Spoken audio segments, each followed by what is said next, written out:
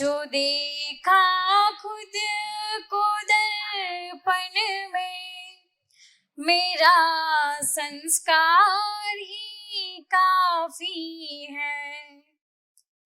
जगत के ढंग क्या देखूं, जगत के ढंग क्या देखूं, मेरा दीदार ही काफी है। क्यों भटकूं औरों के दर पे, क्यों भटकूं औरों के दर पे, मेरा व्यवहार ही काफी है। करूं मैं क्या मेरे भाई, शिकायत मुक्त हो पाऊं। करूं मैं क्या मेरे भाई, शिकायत मुक्त हो पाऊं, शिकायत मुक्त हो पाऊं।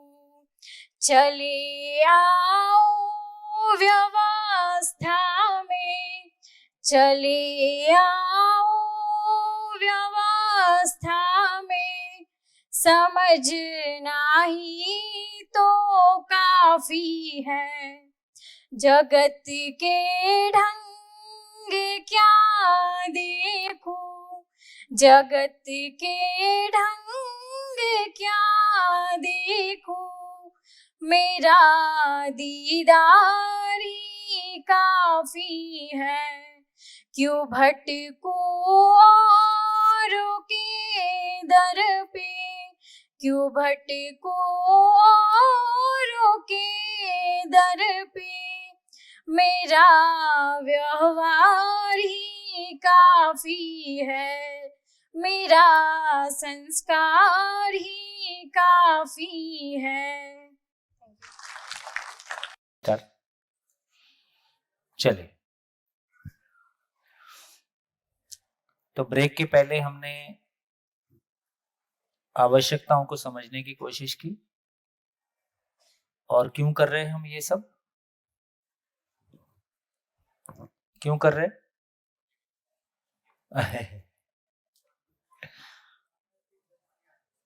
क्योंकि मानव की आवश्यकताओं के बारे में कहा गया कि वो आवश्यकताएं असीम है ना। तो ये जो आवश्यकता को लेके हम भयभीत हैं, असुरक्षित हैं, इसको समझने के लिए, इस तार को निकालने के लिए हम कोशिश कर रहे हैं। देखते हैं कहाँ पहुंचते हैं।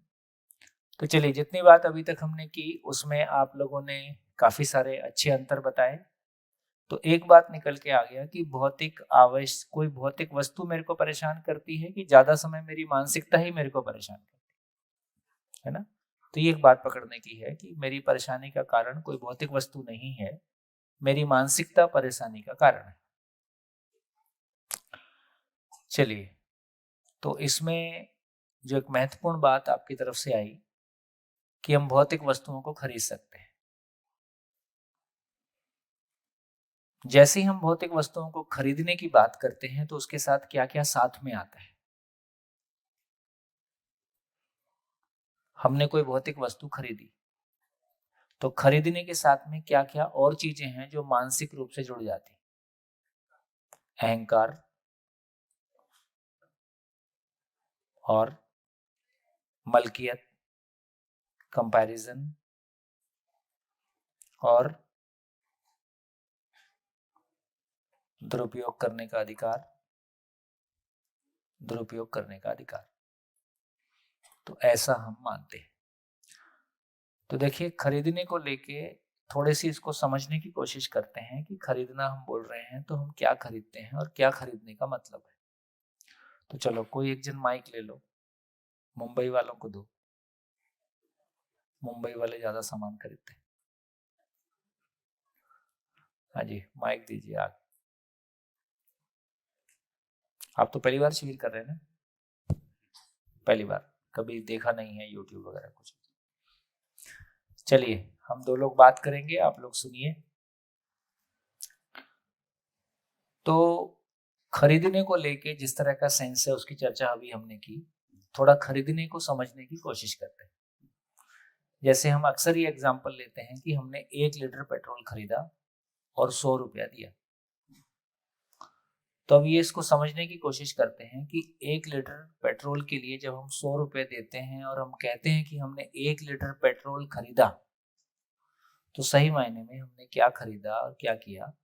तो थोड़ा एक ये समझते हैं कि जब हम 100 रुपया देते हैं पर लीटर, तो 100 रुपये में से एक्चुअली पेट्रोल के लिए कितना देते हैं, क्या कम कर सकते हैं? उसमें टैक्स ज्यादा होगा, टैक्स कम कर सकते हैं। और टैक्स कितना है आजकल? लगभग 25-30% होगा। हाँ, 55 के आसपास तक बोलते हैं। तो 100 में से 55 यदि टैक्स माइनस कर दें, स्टेट और सेंट्रल सब मिला के, तो 45 बचा।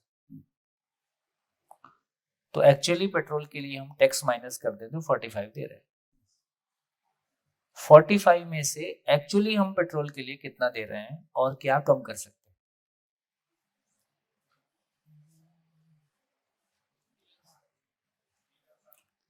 वो कम तो नहीं, डीलर मार्जिन कम तो नहीं कर सकते हम। हाँ, मतलब यदि हम मान लें कि भाई एक्चुअल पेट्रोल के लिए हम हाँ, उस पेट्रोल के लिए हम क्या दे रहे हैं, बाकी तो सर्विसेज, तो उस तरह से तो फिर डीलर का जो मार्जिन होगा 20-25%, जो सामने वाला का सैलरी होएगा, उसके सब स्टाफ का जो भी है, तो पेट्रोल का इंट्रिंसिक वैल्यू शायद 20-22 प्लस ये जो इंपोर्ट ड्यूटी है, जो हम इतना इंपोर्ट करते हैं पेट्रोल को, वो भी माइनस कर दो। हाँ, वो माइनस कर लो, तो पेट्रोल का एक्चुअल वैल्यू मेरे को लगता है 15-20 रुपया होगा। 15-20 रुपये होएगा। हाँ। तो 15-20 रुपए में से एक्चुअली पेट्रोल के लिए कितना दिया और क्या माइनस कर सकते हैं? प्रोसेसिंग कॉस्ट, है ना? हाँ। एक्चुअल बिल्कुल एकदम प्योर देखना चाह रहे हैं कि कितना कम कर सकते हैं, तो वो भी कम कर दिया मान लो, तो कितना कम? 10 रुपया हो, 10 रुपये हो गया। हाँ। तो फाइनली 10 रुपये तक पहुंच गए। तो 10 रुपए में से एक्चुअली पेट्रोल के लिए कितना दिया और क्या कम कर सकते हैं? उसको बाहर अब इसके आगे तो और कम नहीं हो सकता। हाँ, बस पक्का है? जमीन से निकालने का वो भी कम कर सकते हैं। पेट्रोल के लिए एक्चुअली कितना दिया, तो ये जमीन से निकालने के लिए दिया 3-4 रुपया, 3-4 रुपए, 5 रुपए तक आ गए। हाँ। अब 5 रुपए में से एक्चुअली पेट्रोल के लिए कितना दिया?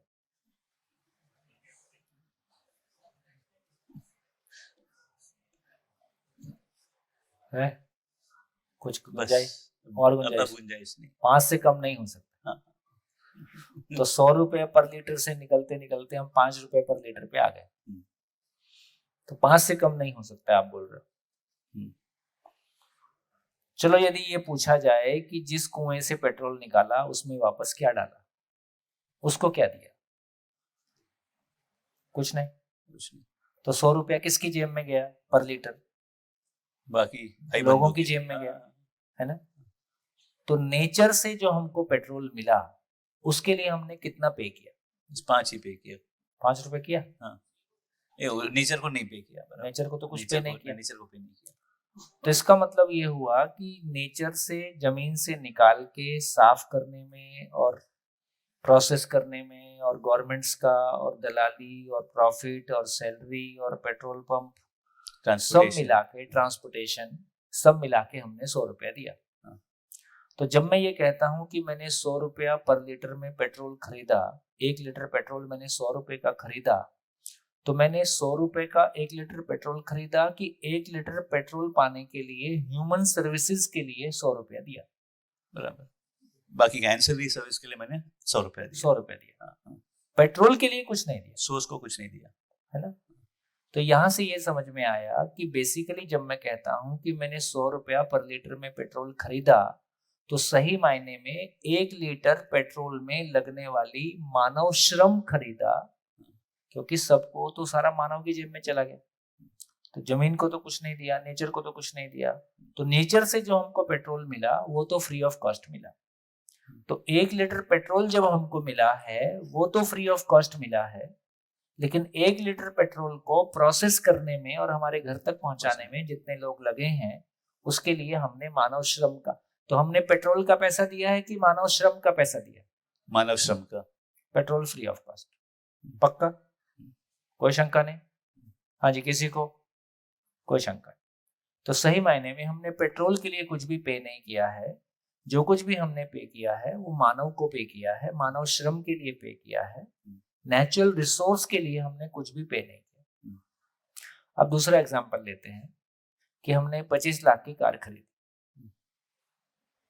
25 लाख की कार खरीदी तो लगभग 2 टन लोहा हमारे घर में आ गया कार के रूप में। लगभग 20 क्विंटल लोहे की बात करते हैं, कम और ज्यादा। कुछ रबर एल्यूमिनियम भी साथ में आ गया। तो जब मैंने 25 लाख की कार खरीदी तो ये जो 20 क्विंटल लोहा मेरे घर में आ गया, इसके लिए मैंने क्या पे किया?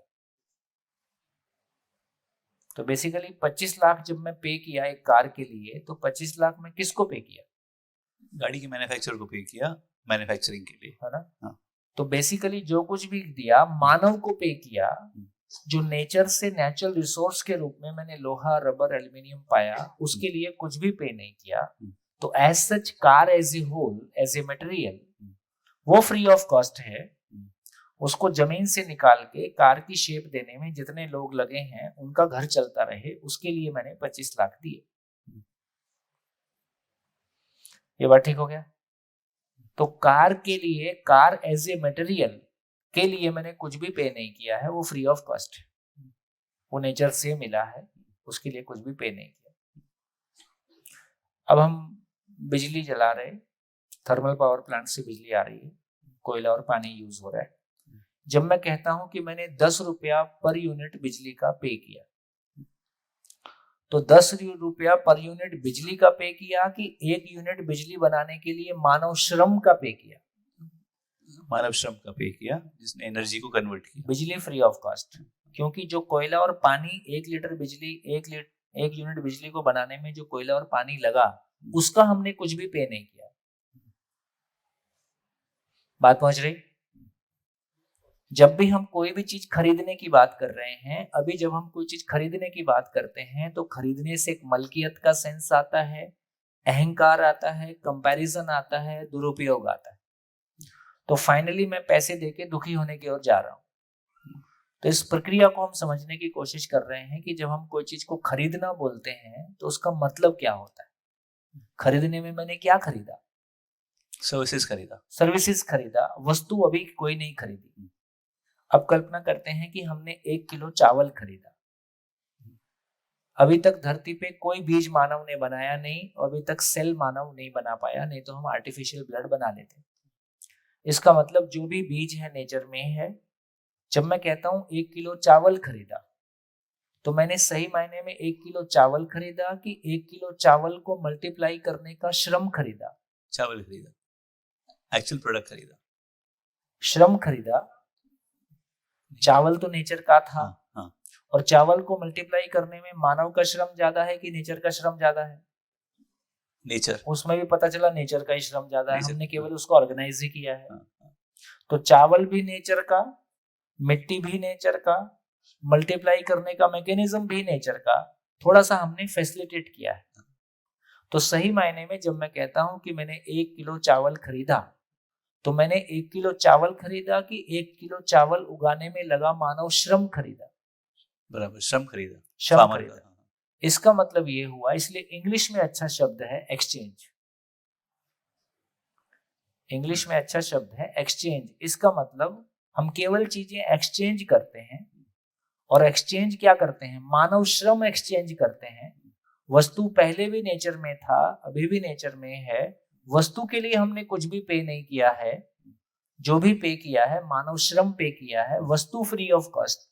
तो चावल free of cost, car free of cost, सही अर्थों में बिजली फ्री ऑफ कॉस्ट।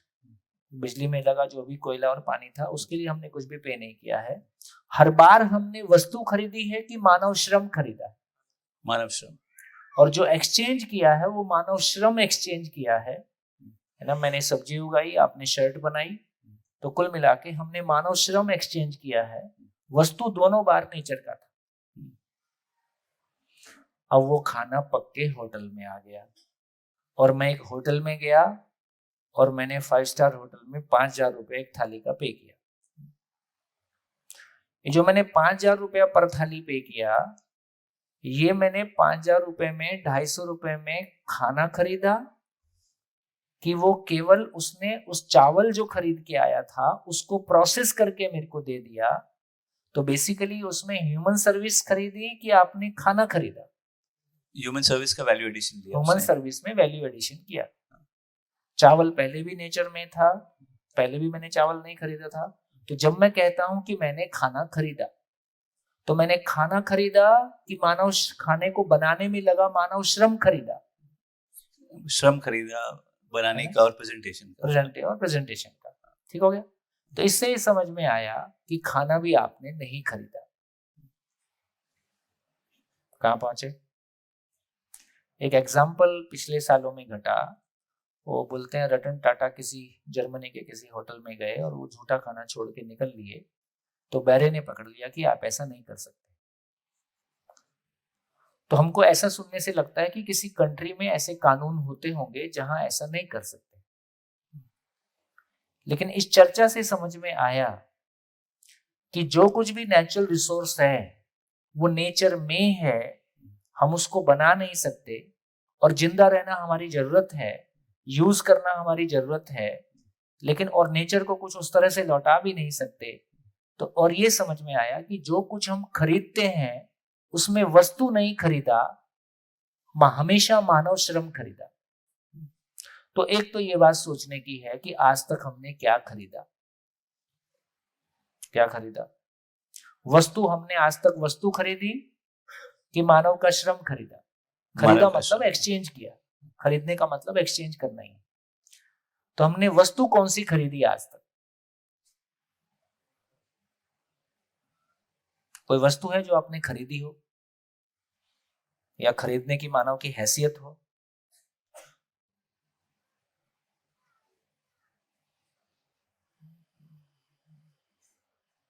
है? नहीं नहीं, आप बताओ। नहीं, आप ही बताओ, सारे मिलके बताओ। कोई वस्तु है जो हमने आज तक खरीदी हो?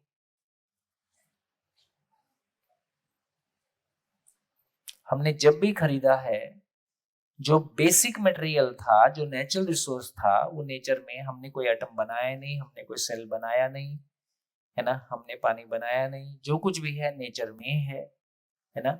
और नेचर से हम उसको या तो साफ करते हैं या डायरेक्टली लेते हैं। कुल मिला के जितना उसमें मानव श्रम लगता है हम उसको खरीदना बोलते हैं। जैसे हमने 1 एकड़ जमीन खरीदी, तो जमीन चल के हमारे घर में आ गई, जमीन तो वहीं रहती है। जमीन को पता है कि आपने खरीद लिया? जमीन को तो इससे भी कोई मतलब नहीं है। तो खरीदने का क्या मतलब हुआ? इतना ही हुआ कि कल तक उसको उपयोग करने का अधिकार किसी और का था, आज उपयोग करने का अधिकार मेरा है। इतना ही तो हुआ। तो बेसिकली उपयोग करने का अधिकार खरीदा है, बाकी जमीन तो वही है। तो ऐसा हम सेंस को पकड़ने जाएंगे तो हमने वस्तु खरीदा कि श्रम खरीदा?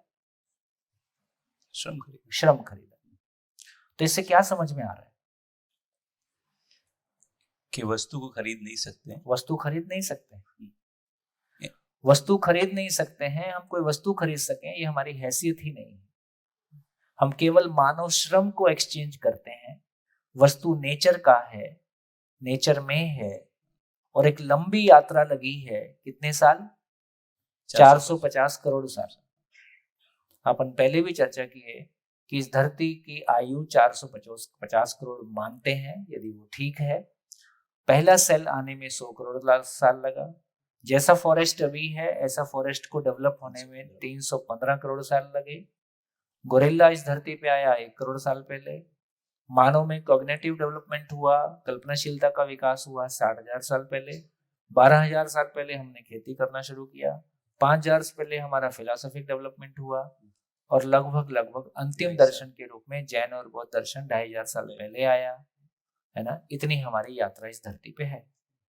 और मात्र पिछले 150-200 सालों में, 300 सालों में हमने भौतिक गरीबी से किसी हद तक मुक्ति पाई है।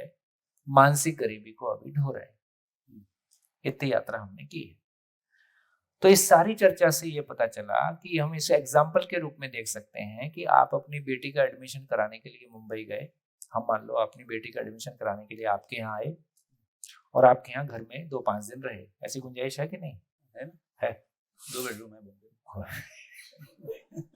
खरीदा हुआ है? खरीदा हुआ है, तभी वो तो आपके घर में आके रुके। तो आप घर में रहेंगे तो खाने का पैसा और रहने का पैसा तो नहीं देंगे। जब मित्र के घर में रुक रहे हैं और दे भी नहीं सकते, खराब लगता है। वो करना होता तो होटल में ही रुकते। तो मित्र के घर में रुके हैं, कुछ लौटा नहीं सकते, तो मित्र के घर में हम 10 दिन रहेंगे तो कैसा रहेंगे? जैसा अपने घर में रहते हैं वैसा रहेंगे कि उससे भी अच्छा रहेंगे? उससे भी अच्छा रहेंगे। और क्या ख्याल रखेंगे कि मित्र को हमारी वजह से सामने वाले के घर में किसी साधन का दुरुपयोग ना हो और उसको हमारी वजह से कोई परेशानी ना हो, ऐसा रखेंगे। तो इसका मतलब क्या हुआ? हम आपके यहाँ 10 दिन के लिए, 8 दिन के लिए आने की बात कर रहे हैं। हम इस प्लेनेट पे 80 या 100 साल के लिए आए हैं। 80 या 100 साल के लिए इस प्लेनेट पे आए हैं, लौटा कुछ सकते नहीं है और जिंदा रहना हमारी जरूरत है। तो किस भाव से रहें? कि इस तरह से कि नेचर को भी डैमेज नहीं करे, इसकी जो प्रवृत्ति है उसको मेंटेन रख सके। इसके लिए अलग से हमको क्लास करना पड़ता है। जब हम किसी के यहाँ संबंध पहचानते हैं, जब मित्र के यहाँ संबंध पहचानते थे तभी मित्र के यहाँ जाके रुके थे। यदि आपस में संबंध पहचानते हैं तो ना मित्र का शोषण हो, ना उसके साधनों का शोषण हो, और बल्कि लौट के आते हुए क्या बोलते हैं? आप भी कभी विसनगर आना और कभी हमको भी सेवा का मौका देना। ऐसा दिल से बोलते हैं कि ऊपर से बोलते हैं? बहुत दिल से ही बोलते हैं, क्योंकि जो मिला है उसको वापस लौटा नहीं सकते हैं। लौटा नहीं सकते हैं तो भाव ही व्यक्त करते हैं। तो इससे ये समझ में आया कि एक तो खरीदने को लेके हमारा सेंस क्या है ना? और अब ये समझ में आया कि हम वस्तुएं खरीद सकें ये हमारी हैसियत नहीं है, और हम कैसे रहें इन वस्तुओं के साथ, उसका एक छोटा सा एग्जाम्पल हमको समझ में आया कि हम कैसे रहें। तो क्या लगता है कितने लोगों का ध्यान जा रहा है ना?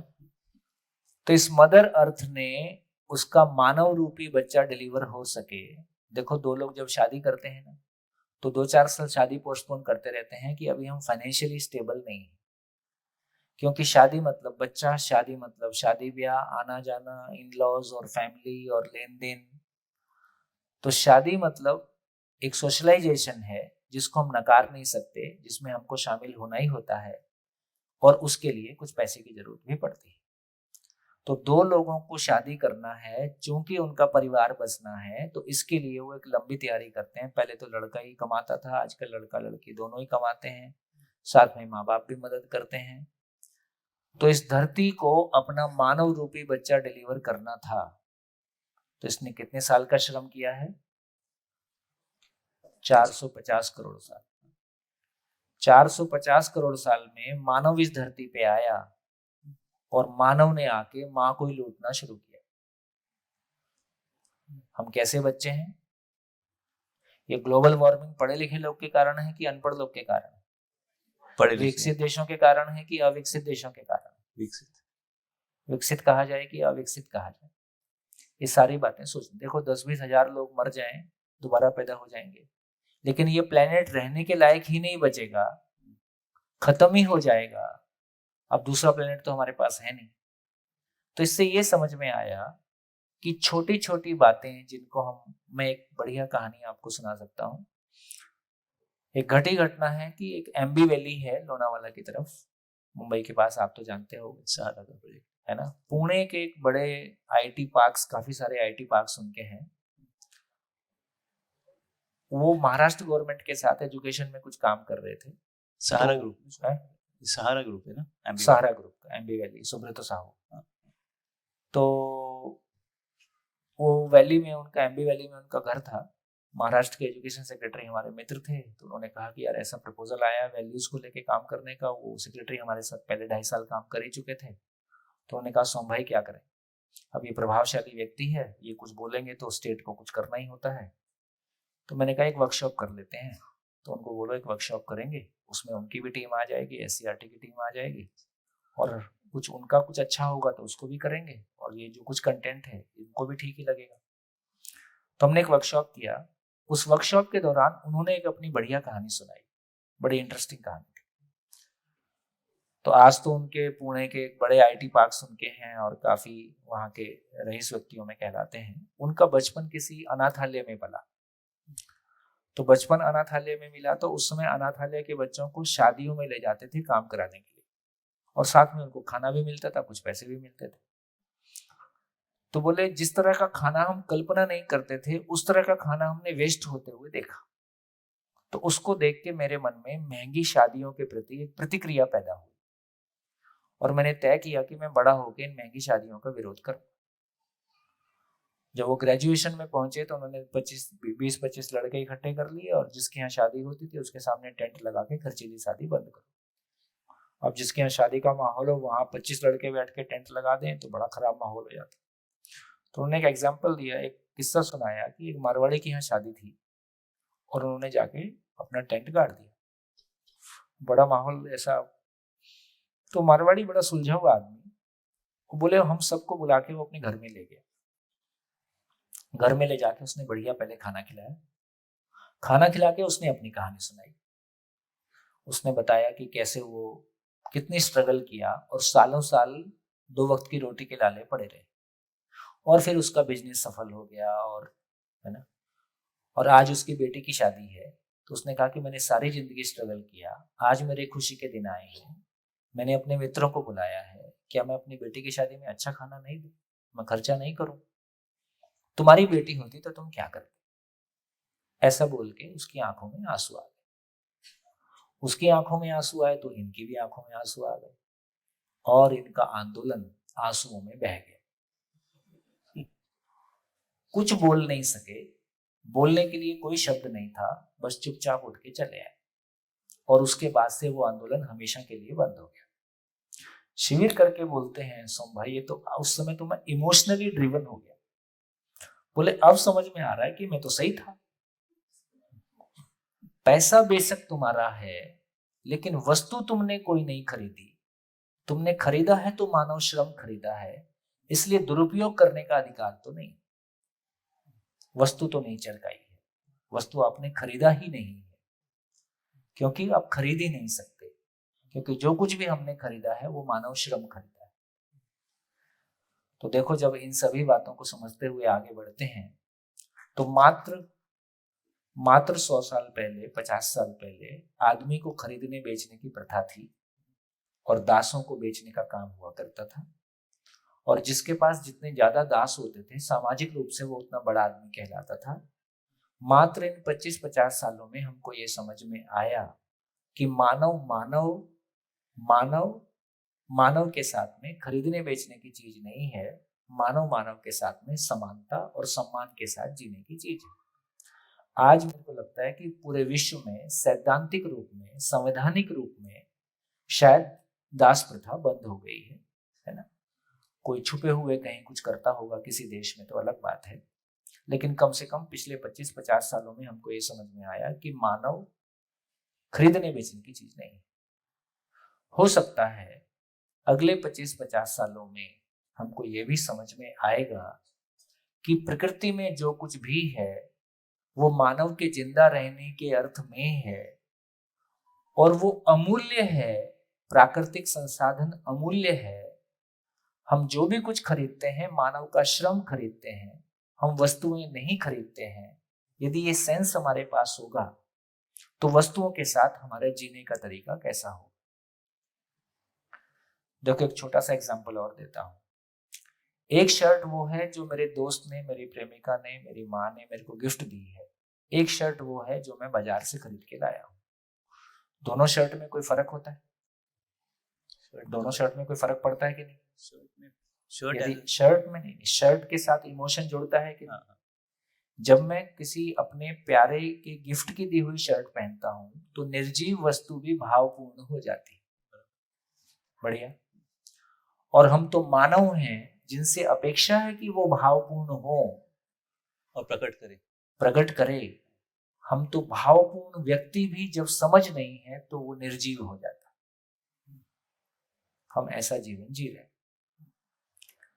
तो इन सारी घटनाओं से, सारे एग्जाम्पल से हमारा क्या ध्यान जाता है कि अभी हम सूत्र है, सदुपयोग ही सुख है, दुरुपयोग ही दुख है। मेरा कोई सामान है जो मेरे काम का नहीं है, यदि उसको कोई दूसरा यूज कर लेता है, उसका उपयोग करता है, तो मेरे को अच्छा लगता है। मेरे बच्चे भी मेरे कमाए साधनों का दुरुपयोग करें तो ये भी मेरे को खराब लगता है। इसका मतलब है कि खरीदने को हमने कैसा देखा है और खरीदने से क्या सेंस हमारे साथ आया है, कैसा हम इस संसार के साथ में जिए हैं। और यदि हमको सही समझ में आएगा, क्योंकि सूत्र है, संबंध है तो शोषण नहीं, शोषण है तो संबंध नहीं। यदि दो सूत्र हैं, मेरे को लगता है कि बहुत बढ़िया है। सहअस्तित्व का प्रतिरूप मानव है और मूल ऊर्जा का प्रतिरूप मानव से ज्ञान के रूप में व्यक्त है। यदि मानव को देखेंगे तो वो सहअस्तित्व का प्रतिरूप है। जैसे बच्चे अपने माँ बाप का प्रतिरूप होते हैं, ऐसे ही जो कुछ भी पूरे अस्तित्व में है वो एक मानव में है। तो मानव सहअस्तित्व का प्रतिरूप है और भाव रूप में हमने ये स्वीकार ही किया है कि ये धरती माँ है और इस सृष्टि पे मानव के आने में मानव का कोई योगदान नहीं। और इस सृष्टि ने मानव को जन्मने के लिए, यदि सही अर्थों में देखोगे तो आप सोच के देखेंगे कि कैसे इस धरती को पता चला होगा कि इस मानव को नींबू भी लगेगा और जाम भी लगेगा और आम भी लगेगा। और आम की है ना 22,000 वैरायटी बोलते हैं, धान की 36,000 वैरायटी बोलते हैं। पूरे विश्व की जोड़ेंगे तो पता नहीं और कितनी हो जाएंगी।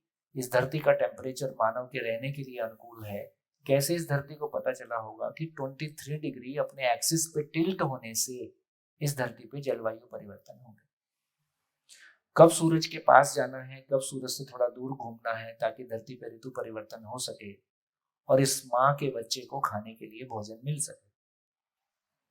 यदि इन सारी बातों को सोचते हैं और अपनी जीवन शैली को देखते हैं तो हम कितना दूर हैं, कितना पास हैं, क्या सोच के क्या कर रहे हैं, इसका एक मूल्यांकन कर सकते हैं। तो इस पूरी चर्चा से क्या समझ में आया?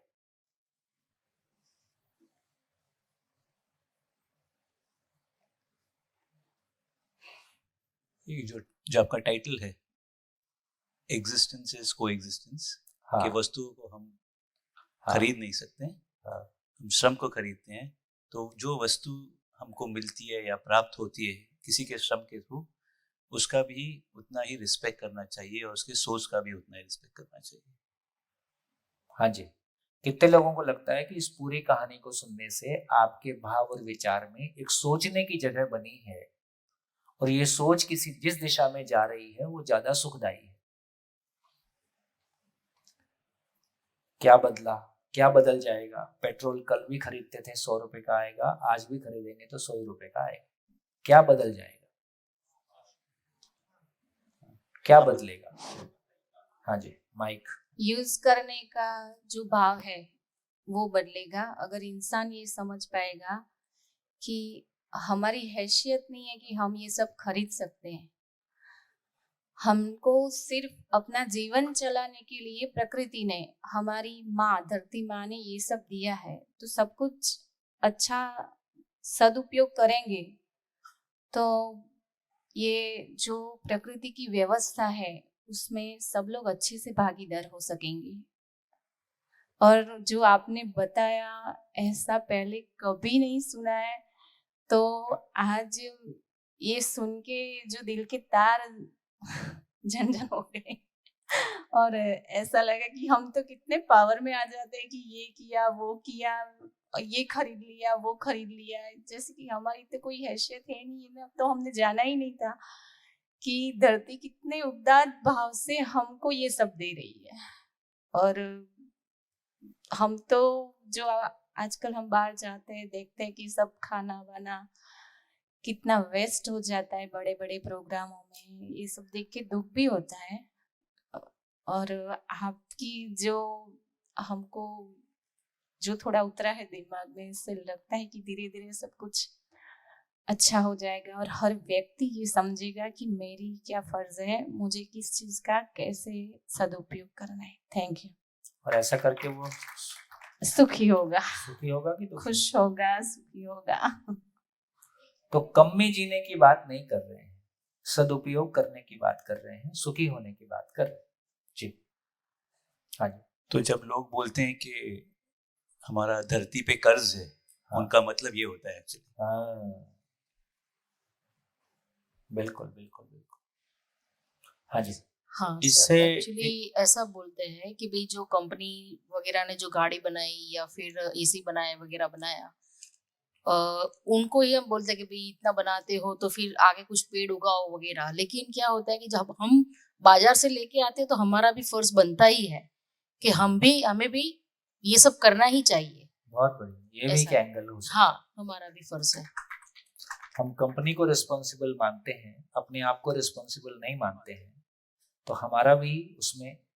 तो देखिए जो सूत्र है ना वो बहुत काम का है कि संबंध है तो शोषण नहीं, शोषण है तो संबंध नहीं। एक बार मैंने अपने आप को धरती की संतान के रूप में स्वीकार किया, धरती को माँ के रूप में स्वीकार किया, और इस महिमा को मैं समझ पाया कि जिंदा रहना मेरी जरूरत है और लौटा कुछ सकता नहीं, तो मैं हर चीज के साथ भावपूर्ण हो जाता हूं और मेरा सारा सुख दुख मेरे भावपूर्ण होने से और भाव शून्य होने से जुड़ा हुआ है। यदि मैं आज चीजों को खरीदते हुए भी एक भाव महसूस करता हूँ, पानी को यूज करते हुए भी एक भाव फील करता हूँ। देखो पानी को जब हाथ में लेके देखोगे तो पता चलेगा कि ऐसी कोई दूसरी वस्तु ही नहीं है जो खुद चिपके बिना सारी प्रॉब्लम को दूर कर दे। जो महत्व पानी का भौतिक रासायनिक संसार में है, क्या महत्व है? सबकी प्यास बुझा देता है, सारी गंदगी धो देता है। मिट्टी की प्यास, पेड़ पौधे की प्यास, पशु पक्षी की प्यास, मानव की प्यास, और सारी गंदगी धो देता है। वही महत्व ज्ञान का मानव की जिंदगी में है। सदियों सदियों की सारी प्यास हमारी बुझ जाती है और हमारे चित्त की सारी गंदगी धुल जाती है। वही इंपॉर्टेंस। प्रकृति में जब ये साम्यता दिखाई देती है, जब ये रिलेशनशिप दिखाई देता है, तो हम अपने आप को रिलेट कर पाते हैं हर एक चीज से। तो हर एक चीज भावपूर्ण हो जाती है और मेरा जीना भावपूर्ण हो जाता है। इसी का नाम सुख, इसी का नाम सुख। जी सर, इससे ये भी है कि जब हम ये समझ गए कि हम किसी भी चीज को खरीद नहीं सकते, तो उससे जो हमारा अहंकार है, हाँ, और उसको मलकियत समझने का अधिकार है और उसको दुरुपयोग करने का अधिकार खत्म हो जाता है। बिल्कुल तो इस चीज को हम समझते हैं कि हम उसको नहीं कर सकते क्योंकि उस चीज को हमने खरीदा नहीं। बिल्कुल। तो अहंकार को कम करना है, ये कम करने से अहंकार नहीं होगा, सच्चाई को समझने से खुद ही नहीं होता। नमस्कार भैया। ये बातें तो पहले भी बोल रहे थे कि खाना मत बिगाड़ो, हाँ पानी मत बिगाड़ो, हाँ पूरा अभियान चल रहा है, हम्म, सेव वाटर सेव अर्थ। हम्म, लेकिन ये आपने जो बताया वो भाव जुड़ता नहीं है। समझ में आ रहा था, बच्चों को भी बताते खाना मत बिगाड़ो, पानी मत बिगाड़ो, पेड़ मत काटो, कुछ भी ले लो, पर भाव नहीं जुड़ता तो समझा नहीं पाते। तो अभी ये समझ में आ रहा है कि हम संवेदनशीलता में तो थे, जब संज्ञानशीलता में इस लेवल से पहुंच जाएंगे तो फिर बताने की जरूरत नहीं रहेगी, ऑटोमेटिक आ जाएगा। हाँ, फिर आपका बताना बहुत सामने वाले तक पहुंचता है। अभी हम बताते रहते हैं, सामने वाला इरिटेट होते रहता है। हाँ। यही बोलते रहते हैं। और कई बार हम वो सारे काम करते हैं जिसको हम दूसरे को मना कर रहे होते हैं। हाँ, और आपने जो रतन टाटा जी वाला एक बताया कि वो गए थे और बैराने पकड़े, ऐसा एक कुछ कहानी हमने भी मतलब ऐसा ही सुना था। तो कि खाना होटल में जाके बाकी का खाना जूठा छोड़ कर निकल दिए, और जब पकड़ा कि फाइन देना पड़ेगा तो कि क्यों फाइन दे, हमने पैसा दिया है, अब खाए ना खाए हमारी मर्जी है। तो उस टाइम पे एक लाइन मैंने सुना था कि money belongs to you but resource belongs to us. Us means our country और व्हाटएवर नेचर। ऐसा एक बात और समझ में आती है कि अभी तक हम जिसको भौतिक या निर्जीव मानते रहे हैं, वो वास्तव में वो सजीव है, उसमें जीवन है। जैसे धरती अपने एक्सिस पे 23.5 अंश झुकी हुई है ताकि यहाँ जीवन की परिस्थितियां पैदा हों, वो अपने एक्सिस पर घूम रही है ताकि दिन और रात हो, वो सूर्य का चक्कर लगा रही है और एक निश्चित समय में लगा रही है ताकि जलवायु परिवर्तन हो, मौसम बदलें, और ये सब हित में है। तो धरती में अधिक समझदारी है और हम मानव ही हैं जो नासमझ हैं और निर्जीव जैसा व्यवहार कर रहे हैं। समझदारी धरती में अधिक है, नेचर में अधिक है, हम में ही कम है। ठीक बात, हम भी समझदार होना चाहते हैं। हाँ जी, हाँ जी, नमस्कार। पीछे एक माइक दीजिए। हाँ, नमस्कार जी। जी, एक सही बात एकदम पकड़ में आ गई कि ये सृष्टि के साथ में संबंध पहचान के कुछ भी शोषण नहीं करना है। हाँ। बस तो फिर आध्यात्मिकता के विकास के लिए व्यापार छोड़ने की आवश्यकता नहीं है। व्यापार करना अपने आप में एक आध्यात्मिकता हो जाएगी। हाँ, तो ये शोषक से पोषक की यात्रा शुरू होगी। बेसिकली कोई भी व्यक्ति इंडस्ट्री चलाता है तो समाज में एक बड़ी सेवा को कैटर करता है। अभी इंडस्ट्री चलाने वाला को भी वो क्या सेवा कैटर कर रहा है उसके प्रति उसका भी स्वाभिमान या समझ नहीं है। वो भी केवल टर्नओवर के साथ जुड़ा हुआ है। वो पैसे को भोगता है, लेकिन अपने श्रम और अपने पुरुषार्थ से जो हजारों लोगों को जिंदगी मिलती है उसका एहसास, उसकी समझ ना होने की वजह से उसकी खुशी से वो भी वंचित रहता है। सर, तो भैया क्यों हमको सबको जंगल जाना है? हमको अपना परिवार बढ़िया करना है, हम अपने को व्यवसाय बढ़िया से चलाना है। जो कर रहे हैं वही मंदिर है। हमारा घर भी मंदिर है, हमारा व्यवसाय भी मंदिर है। भैया, हाँ जी, भैया जी, हाँ जी, ये डेवलपमेंट के नाम पर प्रकृति से छेड़छाड़ किया जाता है। हाँ, देखो ये आपको बोलना शोभा देता है ना। एडिशनल कलेक्टर रह के तब तो समझ नहीं आई। क्योंकि जो एग्रीकल्चर लैंड नॉन एग्रीकल्चर होती है, जो बिल्डिंगें बनती है, फैक्ट्री बनती है, तो जो हमारे जो नेचर कम होता है, पॉल्यूशन ज्यादा बनता है। नहीं, इसको इस एंगल से देखा जाए कि बिल्डिंग नहीं बनती है, पदार्थ अवस्था, प्राणावस्था, जीवावस्था, ज्ञानावस्था, मानव सबसे विकसित इकाई। तो यदि किसी धरती पे मानव बिल्डिंग बना के रहता है तो वो मानव के रहने के लिए, मानव को यदि सृष्टि ने अपने मानव रूपी बच्चे को प्रकट किया है तो कहीं तो रहेगा। तो धरती पे मानव बिल्डिंग बना के रह गया, ये कोई गलती नहीं हुई, लेकिन उसकी जीवन शैली ऐसी है जो नेचर के साथ में मैच नहीं करती। तो हम कितनी भी बिल्डिंग बनाएं, हमारी बिल्डिंग और इको फ्रेंडली हो सकती है, हमारी जीवन शैली और इको फ्रेंडली हो सकती है। तो मानव का धरती पे घर बना देना, शहर बन जाना कोई गलती नहीं हो गया, लेकिन हमारी जीवन शैली में कुछ ऐसा हो गया है कि जो कि दोनों के साथ में मैच नहीं कर रहा है। तो शायद घर बनाना गलती नहीं है, अपनी जीवन शैली को पहचानना और उसमें जो करेक्शंस करने की जरूरत है धीरे से कर ही रहे हैं। पहले से सोलर लगा रहे हैं, पहले से कुछ और चीजें कर रहे हैं, तो धीरे धीरे कर ही रहे हैं, लेकिन जैसे जैसे समझ में आएगा हम उसको ट्रांसफॉर्म कर लेंगे। आज लगभग पॉपुलेशन वाली प्रॉब्लम खत्म हो रही है। अब पॉपुलेशन कम है, ये प्रॉब्लम सब जगह शुरू हो रही है। जी, हेलो सर। सर, आपने कहा संबंध है तो शोषण नहीं है, शोषण है तो संबंध नहीं है। जब हम रोजगार के लिए बाहर जाते हैं तो जहाँ अब नौकरी करते हैं हम, वहाँ आपका शोषण होता है, तो हम क्या करें? जब आपका समय टाइम है 11 से 5, हम 11 से 5 में नौकरी करते हैं और उसके बाद जो कोई डिप्रेशन में डाल के बोलता है ये करना पड़ेगा, वो करना पड़ेगा, तो हम अपने सामने वाले को क्या रिस्पॉन्स दे? तो देखिए अभी की स्थिति कैसी है? अभी की स्थिति यही है कि हर व्यक्ति कम दे के ज्यादा पाना चाहता है। हम एक दुकान में जाते हैं, हमारी मानसिकता कैसी रहती है? कम दे के ज्यादा पाले। दुकानदार की मानसिकता कैसी रहती है? कम दे के ज्यादा पाले। दोनों ही कम दे के ज्यादा पाना चाहते हैं, इसी का नाम शोषण है। ठीक है, समझने से हमारी मानसिकता। आप अपने दोस्त की दुकान में जाते हो तो क्या करते हो? दोस्त क्या करता है? वो ज्यादा दे के कम लेना चाहता है। आप बोलते नहीं नहीं नहीं यार, अपना प्रॉफिट मत छोड़ो, है ना। आप ज्यादा देना चाहते हो, वो कम लेना चाहता है, इसका नाम संबंध है। तो इसका एक ही मतलब हुआ कि हम भी जब कहीं नौकरी कर रहे हैं तो हम भी ज्यादा पाना चाहते हैं, कम देना चाहते हैं। हम भी और सामने वाला भी कोई और मंगल ग्रह से तो नहीं आया है, वो भी हमारे जैसा है, वो भी हमारे जैसा। तो हमको अपना व्यवहार ठीक लगता है, सामने वाले का खराब लगता है, सामने वाले को हमारा खराब लगता है, अपना ठीक लगता है।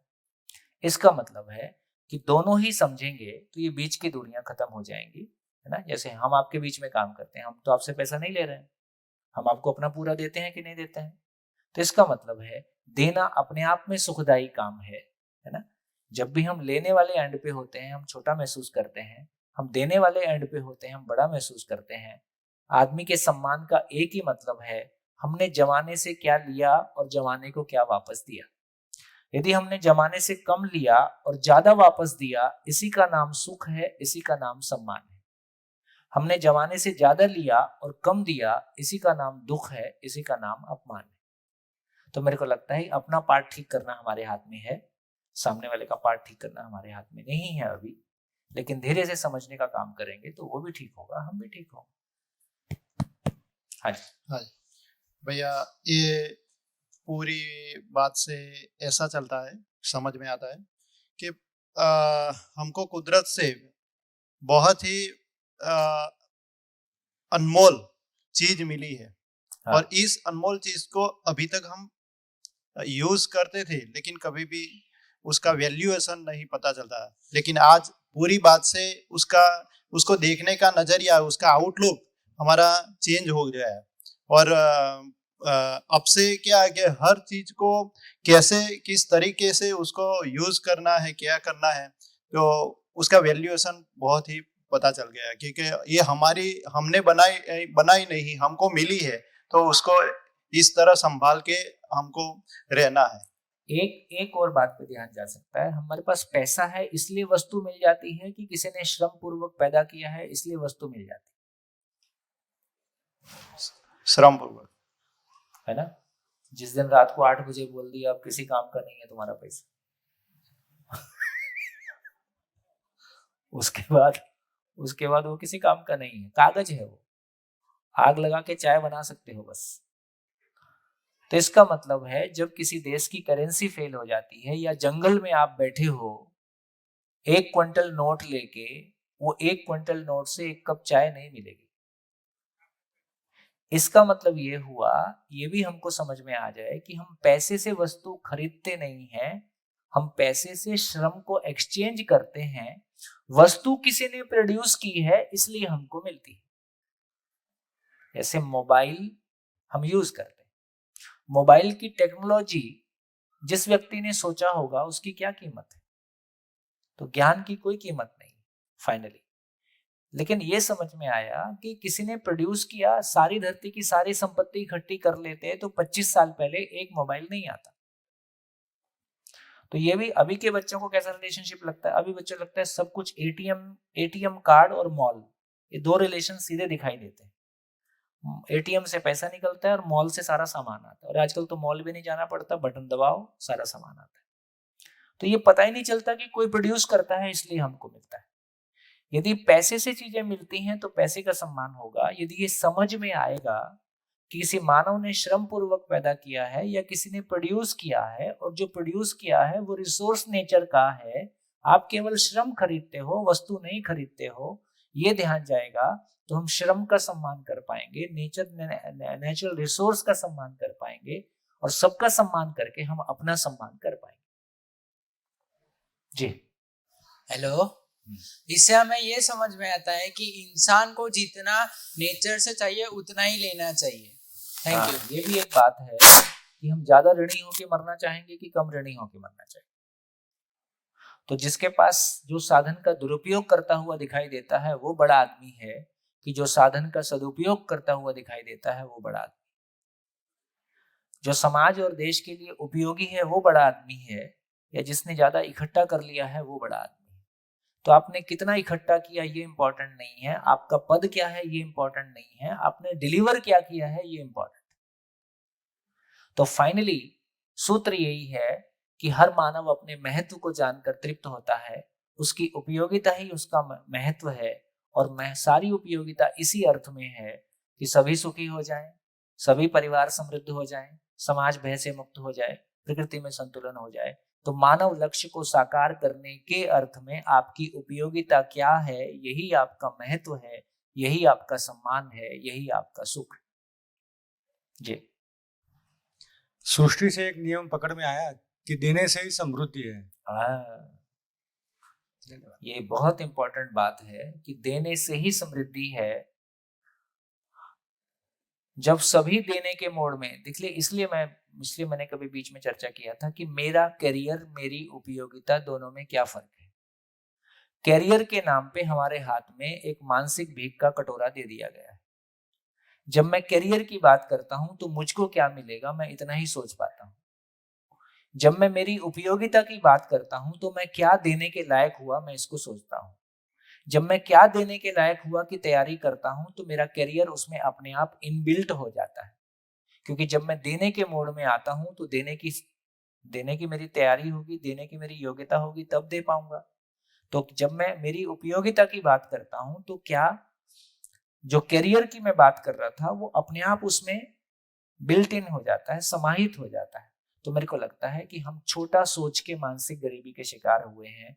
हम किसी से आगे निकलना चाहते हैं। किसी से आगे निकलना महत्वपूर्ण है कि किसी को आगे बढ़ाना महत्वपूर्ण। जब संबंध होता है तो दूसरे को आगे बढ़ा के खुश होते हैं। अपने बच्चे से हार के भी जीत जाते हैं और दुनिया में हम जीत के भी हार जाते हैं। तो ये जो संबंध की दुनिया है, ये जो देने की दुनिया है, देना अपने आप में सुखदायी काम है। और देने से फिर सभी देने के मोड में आ जाएंगे तो क्या होगा, सभी के पास पर्याप्त होगा। तो लेने के लिए जो लाइन भी मानसिक रूप से छोटा होना पड़ता है, इसकी आवश्यकता नहीं पड़ेगी। मैं भी देने के मोड में रहता हूँ, सामने वाला भी देने के मोड में रहता है, तो जिनकी आवश्यकता थी उनकी आवश्यकता भी पूरी होती जाती है। सही अर्थ में हम ऐसा समझ पाएंगे तो व्यवसाय भी पूजा है। इसलिए परंपरा ने व्यवसाय को सेवा ही कहा है। वो मानव की सेवा ही है ना। यदि व्यवसाय पे हमारा ऐसा ध्यान रहेगा तो मेरे को लगता है कि हम उस व्यवसाय को सेवा के रूप में ही करेंगे। उस व्यवसाय को करते हुए हमारा आध्यात्मिक विकास, हमारा मानसिक विकास स्वयं स्फूर्त सुनिश्चित हो जाएगा। तो हमको कुछ भी छोड़ के कहीं जाने की जरूरत नहीं है। केवल जो कर रहे हैं उसी को संपूर्णता के अर्थ में समझ के उसी को जीने की जरूरत है। जी, माइक पीछे। हेलो सर, नमस्कार जी। सबका हम तरफ से आपका आभार। हम सब भाग्यशाली है कि इतना अच्छा सुनने को मिल रहा है। लाइफ में लगा नहीं था कि ये भी बातें मिल सकते हैं। तो अभी शुरू का अपना अंग्रेज जब से इंडिया में आए तब उन्होंने अपना पहला आश्रम जो था उन्होंने नष्ट किया, अपनी गुरुकुल पद्धति नष्ट कर दी। उससे हमारा पूर्ण जो बेस पॉइंट था वो मिट गया। आगे उन्होंने शिक्षा पे भी ये करके आपको सबको तो पता है, तब से 200 साल से हमारा डिप्रेशन राज चालू है। तो जिस गति से हम डिप्रेस हो रहे हैं, अभी नेशनल रिसोर्सेज जो है सब जो जिसने बिकट हो गए हैं, उसके बाद स्वतंत्र अपने को मिला। बाद में इंडिया में जितनी कंपनियां है आई, नेता लोगों ने जो कुछ लाया, तो वो सब कुछ जो है जो इम्पोर्टेंट नहीं है, जो कुछ कचरा है वो इंडिया में आए। उससे अंग्रेज अपना देश तो उतना आगे नहीं बढ़ा, कचरा इधर बढ़ा। अपना इंडिया बहुत मतलब अभी जो पानी हवा ये कुछ अशुद्ध बढ़ रहा है, जल पर वायु प्रदूषण सब हो रहा है, नर्मदा नदी सब कुछ ये प्रदूषित हो गया है। अभी इतने ऊपर आया कि 42-43 तक अभी तापमान जा रहा है। इतने लोग जो कुछ है इतने इसको हम सब प्रयास कर रहे हैं, मगर जितने डाउन हो रहा है उससे अगर आगे जाना है तो उसके लिए बहुत प्रयास करना पड़ेगा। क्योंकि नेचर को संभालना हम तो मिटा रहे हैं, मगर संभालना इतना बहुत सब लोग जागृत करके करना पड़ेगा। और जो अपना गवर्नमेंट सिस्टम है, राजकारण है, ये सब कुछ जो है वो तो सबको पता है क्या चल रहा है। आप सबकी सेहत के लिए बारे में क्या हो रहा है, कितने भी लोग मरे, वोट बैंक के लिए सबका यूज हो रहा है। मतलब हम जो स्थिति में है, यहाँ से बाहर जाने के बाद वो स्थिति नहीं है। तो इसके लिए बहुत कुछ प्रयास करना पड़ेगा, बहुत कुछ हर एक को जागरूक होना पड़ेगा। इसीलिए तो आपके साथ शिविर कर रहे हैं, मिलके प्रयास कर। नहीं मतलब धन्यवाद उसके लिए। तो ये जो नेशनल रिसोर्सेज का जो है कि हवा पानी का हम सब ठीक है, बात ठीक है, बात ठीक। हाँ जी भैया यहाँ पे वर्ड यूज हो रहा है व्यवसाय और व्यापार। ये दोनों एक ही है या? देखो, यदि थोड़ा डिफरेंशिएट ही करना है तो व्यवसाय का मतलब है लेन देन बराबर। हमने जो लिया, हम कहते हैं ना वैल्यू फॉर मनी, यानी एक्सचेंज एक्सचेंज। तो व्यापार हम यदि कहना चाहें तो उस मानसिकता की बात कर रहे हैं जहां हम कम देके ज्यादा पाना चाहते हैं।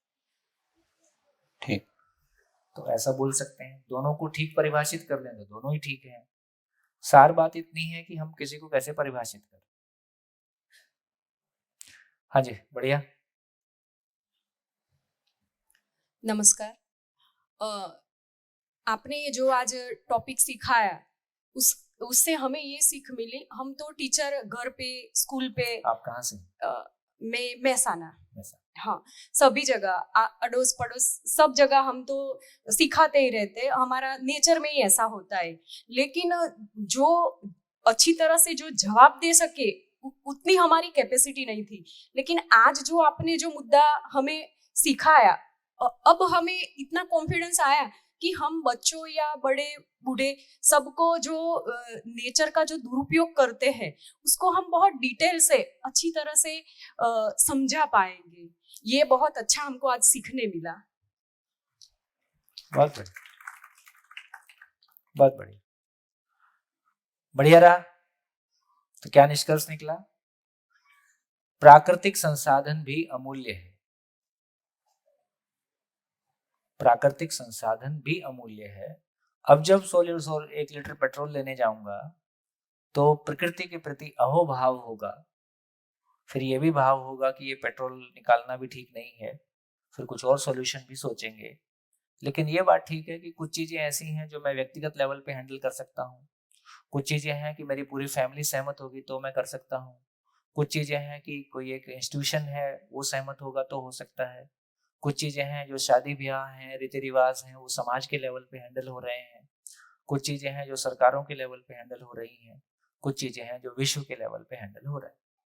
तो ठीक है, जितने बड़ी हम चीजों को हैंडल करना चाहते हैं उतना बड़ा पुरुषार्थ भी लगेगा।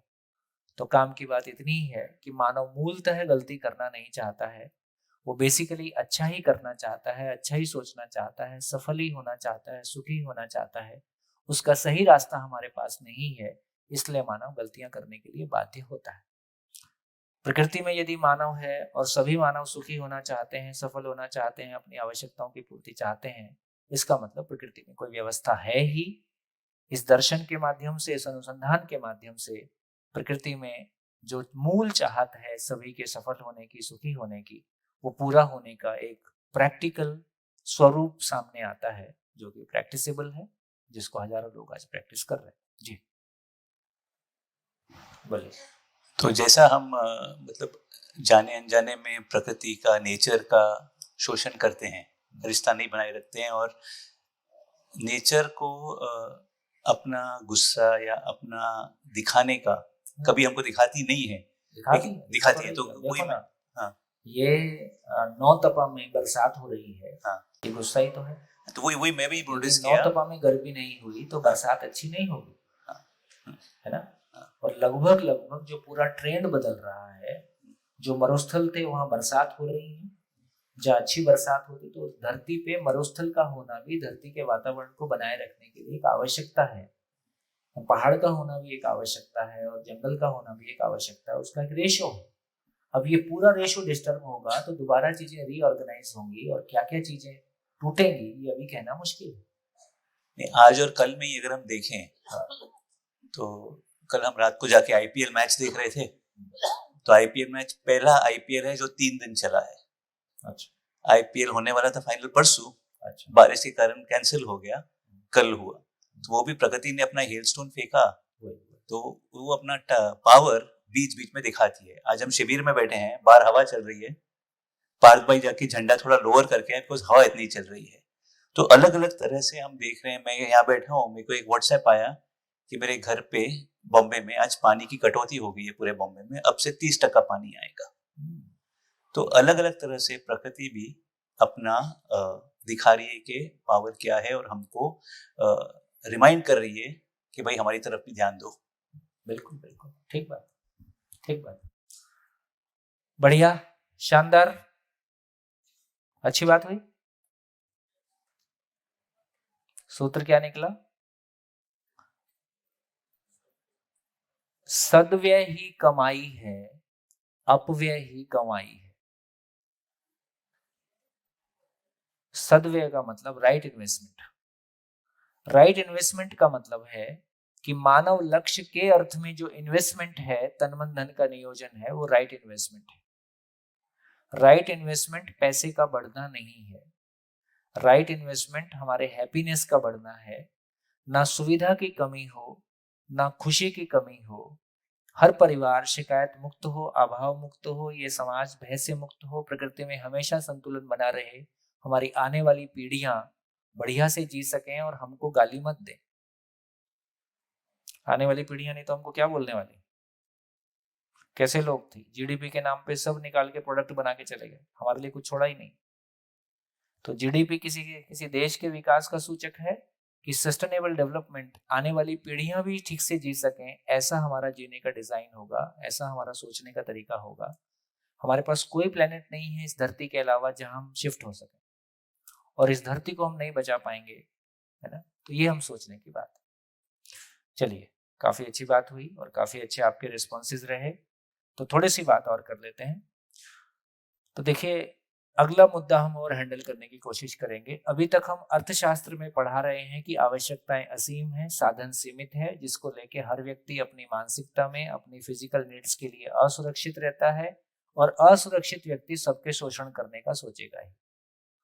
तो ये दो बात आती है कि हर व्यक्ति कम दे के ज्यादा पाना चाहता है, ये बेसिकली उस असुरक्षित मानसिकता से आती है जहां हमको लगता है कि हमारी आवश्यकताएं पूरी नहीं होंगी, इसलिए शोषण करना हमारी जरूरत है।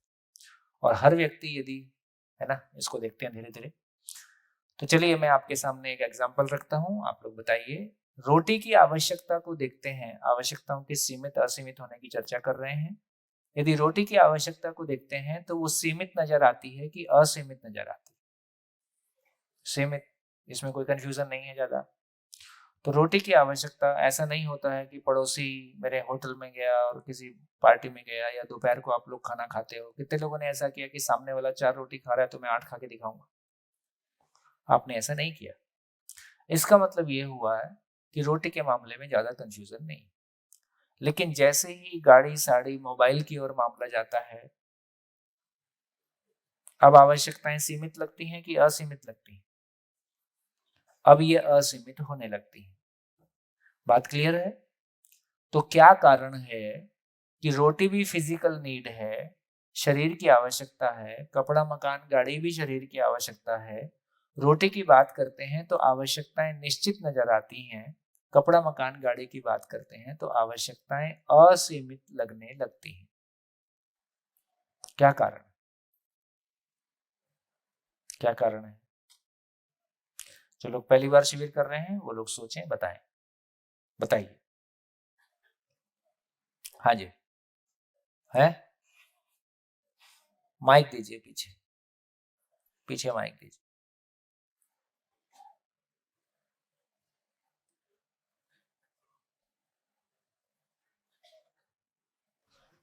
हेलो। हाँ, अपनी अपनी सोच है, अपना अपना विचार, अपना अपना भाव है कि हम किस तरह लेते हैं कोई। जी, हाँ जी।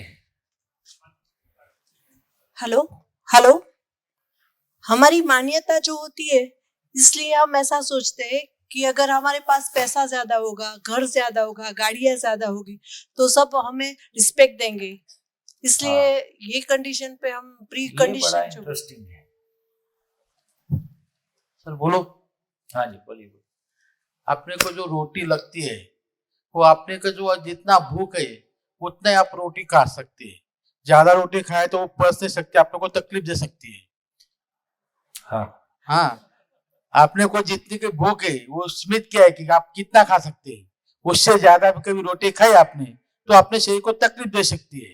और कपड़ा और जो गाड़ी है, गाड़ी समझ मैंने ऑडी खरीदी, मैं दिखना चाहता हूँ कि मैं कितना बड़ा आदमी हूँ। हाँ, मैं रेमंड का कपड़ा पहनता हूँ, मैं ब्रांडेड पहनता हूँ, भाई ब्रांडेड का बहुत आया अभी तक। हो, ये ब्रांड का बहुत आया है। वो कपड़ा वही है, किसी को मालूम नहीं रेमंड क्या है, दिग्जम क्या है, नीलन क्या है, कोई पहचानता नहीं। लेकिन ब्रांड का सिक्का मारा है, वो ब्रांड का ही पैसा है। अभी समझ लो आपने जो दवाई बनाते आप, वो दवाई में उसका जो समझ लो एक ब्रांड होगा, तो उसकी कीमत वो डॉक्टर के पास जाके वो अपना एजेंट अपना फिक्स करता है कि इसकी कीमत, उसकी क्या क्वालिटी है ये किसी को मालूम नहीं, डॉक्टर को मालूम नहीं है, लेकिन वो ब्रांड है। अभी समझ आपने जो एक अपने ये कोरोना काल में वो एक दवाई थी, वो दवाई की कीमत बाहर मेडिकल से जब डॉक्टर के पास आप जाते हैं, बड़ा डॉक्टर होता है, एमडी डॉक्टर होता है, वो प्रसिद्ध होता है अपने सिटी में, वो उसके पास ही मेडिकल आता है और वो खुद बोलता है कि मेरे मेडिकल के पास से ही दवाई लेने का है, दूसरी जगह चलेगी नहीं है। और जब आप जेनरिक मेडिकल में गए हो, उसको कोई ब्रांड नहीं रहता है, उसका जो केमिकल रहता है उसमें क्या इफेक्ट करने का कितने का वही सेम रहता है, लेकिन वो ब्रांड नहीं रहता है, इसलिए वो आपने वो 30-70% डिस्काउंट में मिलती है। अभी जो ब्रांड है ना, ब्रांड आप दिखाने का करता, मैं रेमंड पहनता हूँ, मैं पार्क पहनता हूँ, मैं उससे बहुत बड़ा हूँ, इसलिए वो अपनी गाड़ी और मकान की चीजें ज्यादा करते हैं। रोटी का और खाने का चीज नहीं, वो फिक्स है, अपने को कितना लगता है, अपना शरीर को जितना लगता है ना उतना खाएंगे तो आप ठीक से पच पाएंगे, ज्यादा खाए तो आप चक्कर मारेंगे इधर उधर इधर उधर।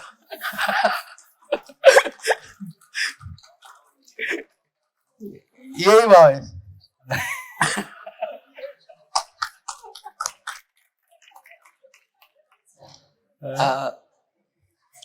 इसका एक उत्तर ये भी हो सकता है कि प्रकृति ने भूख को तो नियंत्रित कर रखा है, उस पे तो नियम लागू किया है, लेकिन हमारी मन ने इधर भी लागू है, उसका नियम हमको पता नहीं। हाँ, हमारे मन की कितनी इच्छा है, आवश्यकता के नियम को उसको नियमित नहीं किया है। हाँ, उसको हम ही को करना है। ये नियम भी, भूख का नियम भी हमने धीरे धीरे सीखा है। देखो, एक बच्चे को भूख लगती है, बच्चा रोता है, हमको भूख लगती है, हम हंसते हैं, क्या कारण? बच्चे को भूख लगती है तो बच्चे को भूख लगने का मतलब है पेट में एसिड पेट को जलाता है, इसका नाम भूख। हमको वो एसिड जलने के ध्यान नहीं जा रहा, हमको लग रहा बढ़िया बढ़िया खाना खाएंगे जम के, हमारा ध्यान उधर है।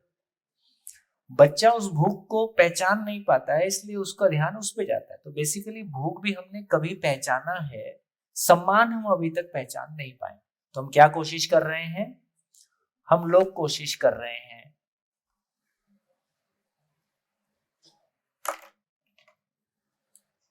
सामान से सम्मान की तलाश। और सम्मान क्या है? भाव है। भाव कितना चाहते हैं, सम्मान कितना चाहते हैं? हमेशा, असीम। और किससे चाहते हैं? सामान से चाहते हैं। तो सामान कितना चाहते हैं? असीम। ये हमारी मुसीबत है। हम सामान से सम्मान की तलाश में हैं। सम्मान एक भाव है, भाव की आवश्यकता निरंतरता के अर्थ में है, हमेशा चाहते हैं। और वो सामान से चाहते हैं तो सामान असीम हो जाता है, इसलिए हर व्यक्ति अनलिमिटेड दौलत चाहता है।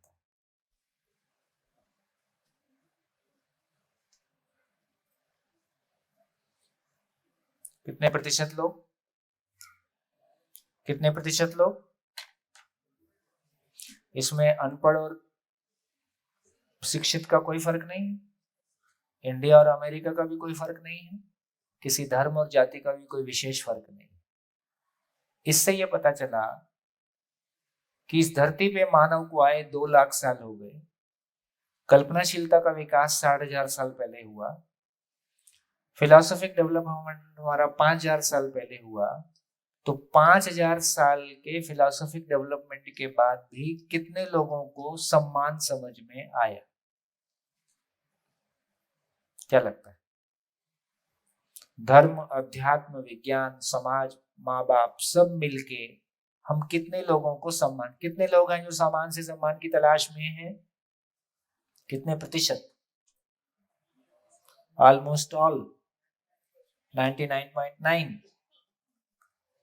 तो देखो, हालत ऐसी है कि हम बड़े लोगों को सम्मान समझ में आया नहीं है, हम भी पड़ोसी को मकान और गाड़ी चमका रहे हैं और बच्चों को अच्छा जीने का उपदेश देते हैं। कैसे होगा? बच्चों का माँ बाप और टीचर्स के प्रति उम्र बढ़ने के साथ साथ सम्मान बढ़ता हुआ दिखाई देता है कि घटता हुआ दिखाई देता है? संवाद बढ़ता हुआ दिखाई देता है कि घटता हुआ दिखाई देता है? ये क्यों घट रहा है? इसका मतलब है कि एक बच्चा तो 100% विश्वास से ही शुरू करता है, लेकिन जैसे जैसे बड़ा होता है उसको समझ आए या ना आए, लेकिन वो गलतियों को पहचानने लगता है। जैसे जैसे बच्चा जवान होता है वो ये नोटिस कर पाता है, ये मेरे पेरेंट्स भी, ये मेरे टीचर्स भी जैसी जीवन शैली जी रहे हैं इसमें कुछ तो कमी है, ये अपने आप में पर्याप्त नहीं है ना। ऐसा बच्चा नोटिस कर पाता है। आपके सम्मान के कारण बोलता भर नहीं, है ना। उसके सम्मान का घटना, उसका मनमानी करना इस बात की सूचना है कि उसने हमारी श्रेष्ठता को नकार दिया है। हम श्रेष्ठ नहीं हैं ऐसा स्वीकार लिया है, इसके बाद ही कोई मनमानी करने की तरफ जाएगा, नहीं तो बॉडी लैंग्वेज अलग रहेगा। तो यहां से हमारे ध्यान में ये आया। अब हमको समझना पड़ेगा कि ये सम्मान क्या है। देखो, आप कितने प्रकार के सम्मान जानते हो? कितने प्रकार के सम्मान होते हैं?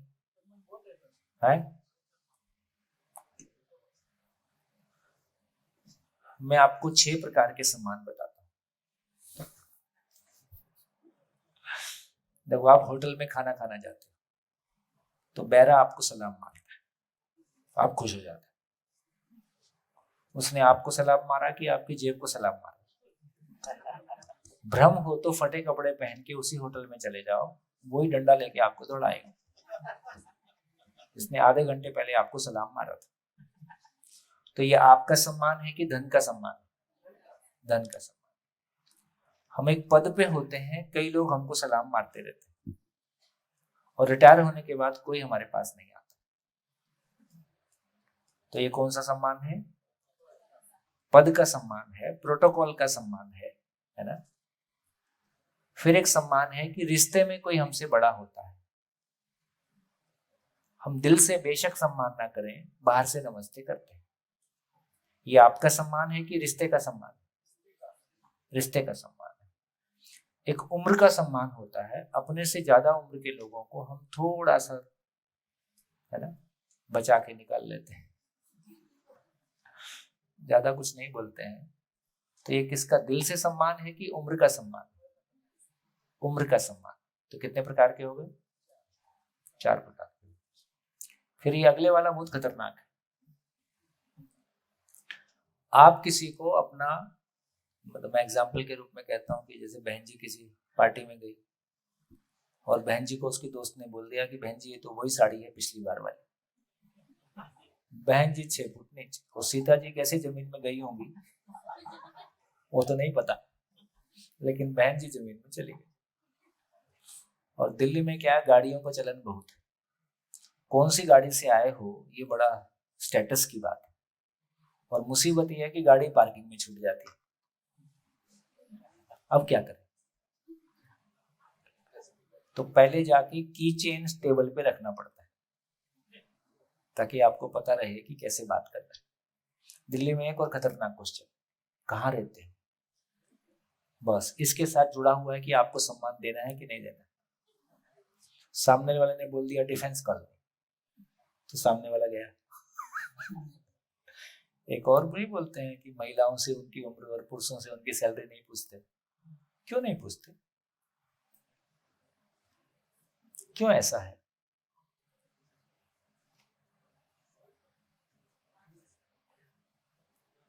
मैंने आपसे सैलरी पूछी, आपने बोल दिया 10 लाख, तो पूछने वाला बेहोश। और आपकी कम है तो आप पहले से बेहोश। तो हम दूसरे को किसी ऑकवर्ड सिचुएशन में न ले आए। पुरुषों ने महिलाओं का सम्मान नहीं किया, केवल शरीर के आकर्षण में हम एक दूसरे के साथ में जिए। शरीर की वजह से इज्जत मिलती है, आपके कारण तो इज्जत नहीं मिल रही। इसी बात की पीड़ा भी है।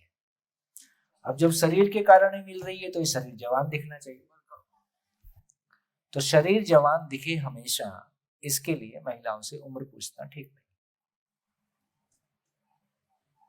पुरुषों की सैलरी नहीं पूछेंगे। तो इसका मतलब है कि हमारे पास आदमी की इज्जत करने की कोई जगह ही नहीं है। कहीं हम शरीर का सम्मान कर रहे हैं, कहीं हम पैसे का सम्मान कर रहे हैं, कहीं हम पद का सम्मान कर रहे हैं, कहीं हम प्रोटोकॉल का सम्मान कर रहे हैं, कहीं हम रिश्ते का सम्मान कर रहे हैं, कहीं हम उम्र का सम्मान कर रहे हैं। सम्मान क्या कर रहे हैं? सम्मान थोड़ा ही है, सम्मान तो नहीं। तो मानव का सम्मान क्या होगा? सही अर्थों में मेरा सम्मान क्या होगा? कितने प्रकार के हो गए? 5 हो गए। तो ये वाला जो है, ये छठा वाला और खतरनाक है कि आप किसी पार्टी में जाके, हम किसी पार्टी में जाके एक दूसरे को क्या कर रहे होते हैं? सब अपने अपने कपड़े दिखा के प्रभावित कर रहे हैं। मैं सामने वाले को प्रभावित करना चाहता हूँ, सामने वाला मुझको प्रभावित करना चाहता है। हम किसी को अपनी गाड़ी दिखाना चाहते हैं। ये किसी को गाड़ी, कपड़ा, मकान दिखा के ये हम सम्मान पा रहे हैं कि कुछ और है? ये बड़ा इंटरेस्टिंग है और इसको बड़ा समझने की जरूरत है। तो सोच के देखिए, किसी दूसरे को मैं ये एहसास कराता हूं कि तुम मेरे से छोटे हो, क्या वो मेरा सम्मान करेगा? तो अभी मैं दूसरों से सम्मान पाने के नाम पे अपने विरोधी इकट्ठे कर रहा हूं कि सही अर्थ में सम्मान देने वाले लोग इकट्ठे कर रहा हूं? मैं तो विरोधी इकट्ठे कर रहा हूं। फिर मैं ये काम क्यों कर रहा हूं इतनी मेहनत करके? फिर मैंने कुल मिला के आपको छोटा साबित कर दिया कि आप पैसे में मेरे से कम हो, आप पढ़ाई में मेरे से कम हो, आप धर्म और जाति में मेरे से कम हो, और मैं आपसे बड़ा हूं। तो ऐसा करके मेरे को क्या मिला? क्यों किया मैंने ऐसा? क्यों किया है? इनसिक्योरिटी। क्यों किया है? हाँ, है अहंकार का पोषण। इन्होंने बिल्कुल ठीक बोला, अहंकार का पोषण। तो ये बिल्कुल वैसे ही है जैसे कॉलेज में जिसकी ज्यादा रैगिंग की जाती है वो सीनियर होके ज्यादा रैगिंग लेता है। सुना है ना? इसका मतलब ये हुआ कि हम सभी की समाज ने रैगिंग ली। किसी ने हमको हाइट के नाम पे छोटा बताया, किसी ने हमको रूप रंग के नाम पे छोटा बताया, किसी ने हमको धन और पद के नाम पे छोटा बताया। हम इतनी बार छोटे बताए गए हैं कि हम उससे घायल हैं। उस घायल मन पे मरहम लगा के जब मैं किसी दूसरे को छोटा साबित कर देता हूं तो कुछ देर के लिए थोड़ी सी उस घायल मन को ठंडक मिलती है। कितने लोगों को ये बात ठीक लग रही है? तो बेसिकली हम सब अपनी फ्रस्ट्रेशन, दूसरे को छोटा साबित करने का मतलब है अपनी फ्रस्ट्रेशन को व्यक्त करना, अपनी बीमार मानसिकता को, असुरक्षित मानसिकता को व्यक्त करना। बोलो कितना खतरनाक वाला सम्मान है ये। तो ना आपने ठीक ने कहा, ये सम्मान नहीं है, अपने अहंकार का पोषण है। दूसरे को छोटा साबित करके हम अपने आप को बड़ा साबित करना चाहते हैं। ये मेरे अहंकार का पोषण है। इसमें कहीं से भी सम्मान ना तो सामने वाला हमको देगा, ना वो सम्मान मेरे को भी अपने भीतर फील होता है। लेकिन हम चोट खाए हुए लोग, और चोट खाया हुआ दूसरे को चोट देके अपनी चोट को सहलाने की असफल कोशिश करता है। बोले कभी ऐसा सोचा? कितने लोगों ने ऐसा सोचा पहले? ऐसा हम नहीं सोच रहे, जबकि कितने लोगों को लगता है कि बात ठीक हो रही है। ठीक हो रही, बात ठीक हो रही हो। सर एक प्रश्न सम्मान के ऊपर मेरे को एक प्रश्न आता है। हम जब छोटे बच्चे थे, हम तो बहुत गरीब थे, 2 वक्त की रोटी भी नहीं मिलती थी। जब हमको है ना, मैंने तो फर्स्ट स्टैंडर्ड तो 5 क्लास तक मुझे चप्पल क्या है मालूम नहीं थी। आणि जो एक चड्डी थी, एक ही मिलती थी, वो भी मामा के गांव गए तो मामा सिला के देता था नया। आणि उसका कोई माप बीप नहीं था। उसको क्या करते थे हम पहनते थे, आणि एक अपना वो करदवा रहता है वो उसको लगाते, और एक काटे रहने का, वो सही लोगे तो उसको फिट करने का, और टाइट हो गए तो उसको सेल करने का। और जब वो चड्डी जब फट जाती है, 1 साल तो वही रहती है, एक ही रहती है, वो 1 साल पे हम क्या करते थे, हमारी माँ क्या करती थी, अपना वो साड़ी का जो कपड़ा काट के उस पर ठिका लगाती थी कि वो फटी दिखे ना हो, ये वो लगा देती थी। आज मैं बॉम्बे में रहता हूँ, मैं घूमता हूँ, वो लड़की को पहले लड़के पूछता हूँ, अभी वो क्या है, बहन के ऊपर अपनी पैन को ऐसा फाड़ते, वो फैशन है।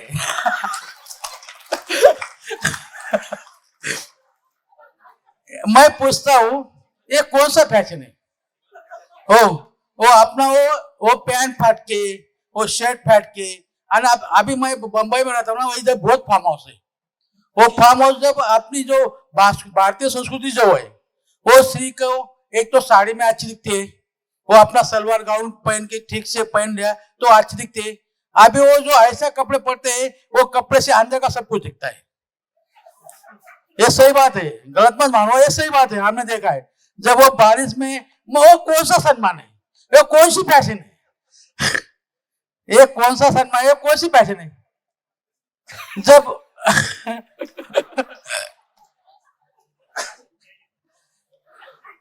ये मेरा सवाल है सर।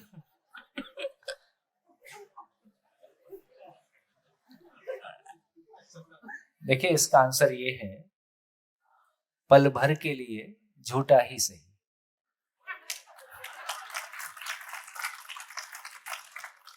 क्योंकि हमको अपने कर्मों से पता चल गया है कि हमको असली सम्मान तो मिलने वाला नहीं, ऐसा हमको अपने कर्मों से दिखाई देता है। तो हमको लगता है कि कोई हमको देख ले, चाहे कपड़े फाड़ के ही शरीर दिखा लें या पूरा ही शरीर दिखा दें, तो शरीर दिखा के देखता हो तो देख लें, गाड़ी से देखता हो, मेरे को तो कोई देखा गया नहीं, मेरे तो कर्म ऐसे है नहीं, तो मेरे को मेरे कपड़े से देख लो, मेरी गाड़ी से देख लो, मेरे मकान से देख लो, अब तो कपड़े फाड़ लिए, अब तो देख लो, अब तो पीएचडी हो गई, अब तो देख लो, अब तो पद मिल गया, अब तो देख लो। तो किसी भी तरह से मेरी अपनी कोई पहचान नहीं है। ये अपने आप में कैसा मानसिक दिवालियापन है, किसी कंपनी विशेष का प्रोडक्ट पहन के हम अपने आप को सम्मानित महसूस करते हैं। ये अपना मानसिक दिवालियापन है।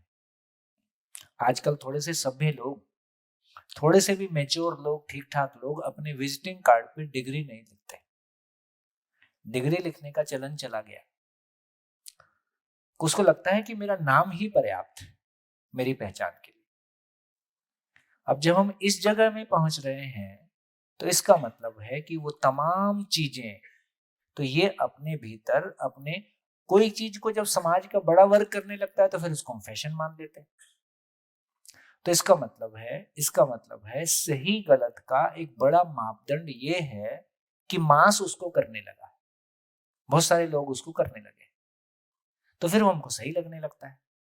भाई आप जैसा ये कैटवॉक करवाते हैं, इसको मोहल्ले में ऑर्गेनाइज करो और मोहल्ले की सारी बच्चियों को वही कपड़े पहना के आप कैटवॉक कराओ, तो देखो मोहल्ले में वो कैसा लगता है। जो चीज मोहल्ले में आपको बेवकूफी लगेगी, वो चीज आपको इंटरनेशनल लेवल पे बड़ी सम्मानजनक इवेंट लग रही है। भाई आपकी योग्यता का मूल्यांकन हो, भी कुल मिला के वो शरीर, अच्छा वही शरीर को दिखा के उसी को जब कोई रेप कर देगा तो आप बोलोगे कि ये उसने गलत कर दिया। तो ये बहुत सारी बातें हैं जो कहने लायक हैं, नहीं कहने लायक हैं, तमाम तरह से उनका विरोध हो जाता है, पर कहीं ना कहीं ये हमको सोचने की आवश्यकता तो है। तो इस पूरी यात्रा में कहीं भी ये समझ में नहीं आया कि मेरा सम्मान कहाँ होता है। ध्यान में आ गया? तो कितने प्रकार के सम्मान देखे हमने, लगभग 6ठे तक पहुंच गए। और इसी सम्मान की हालत ऐसी है, देखो एक और बात सोचने की है। मेरे को लगता है कि कितने लोग हैं जो 30 साल के नीचे के हैं, 30 साल के नीचे, 35 साल के नीचे, 35 के नीचे वाले सारे लोग हाथ उठाओ, है ना? तो मेरे को लगता है कि देखो ये 35 के बाद वालों का तो जो होना था हो गया।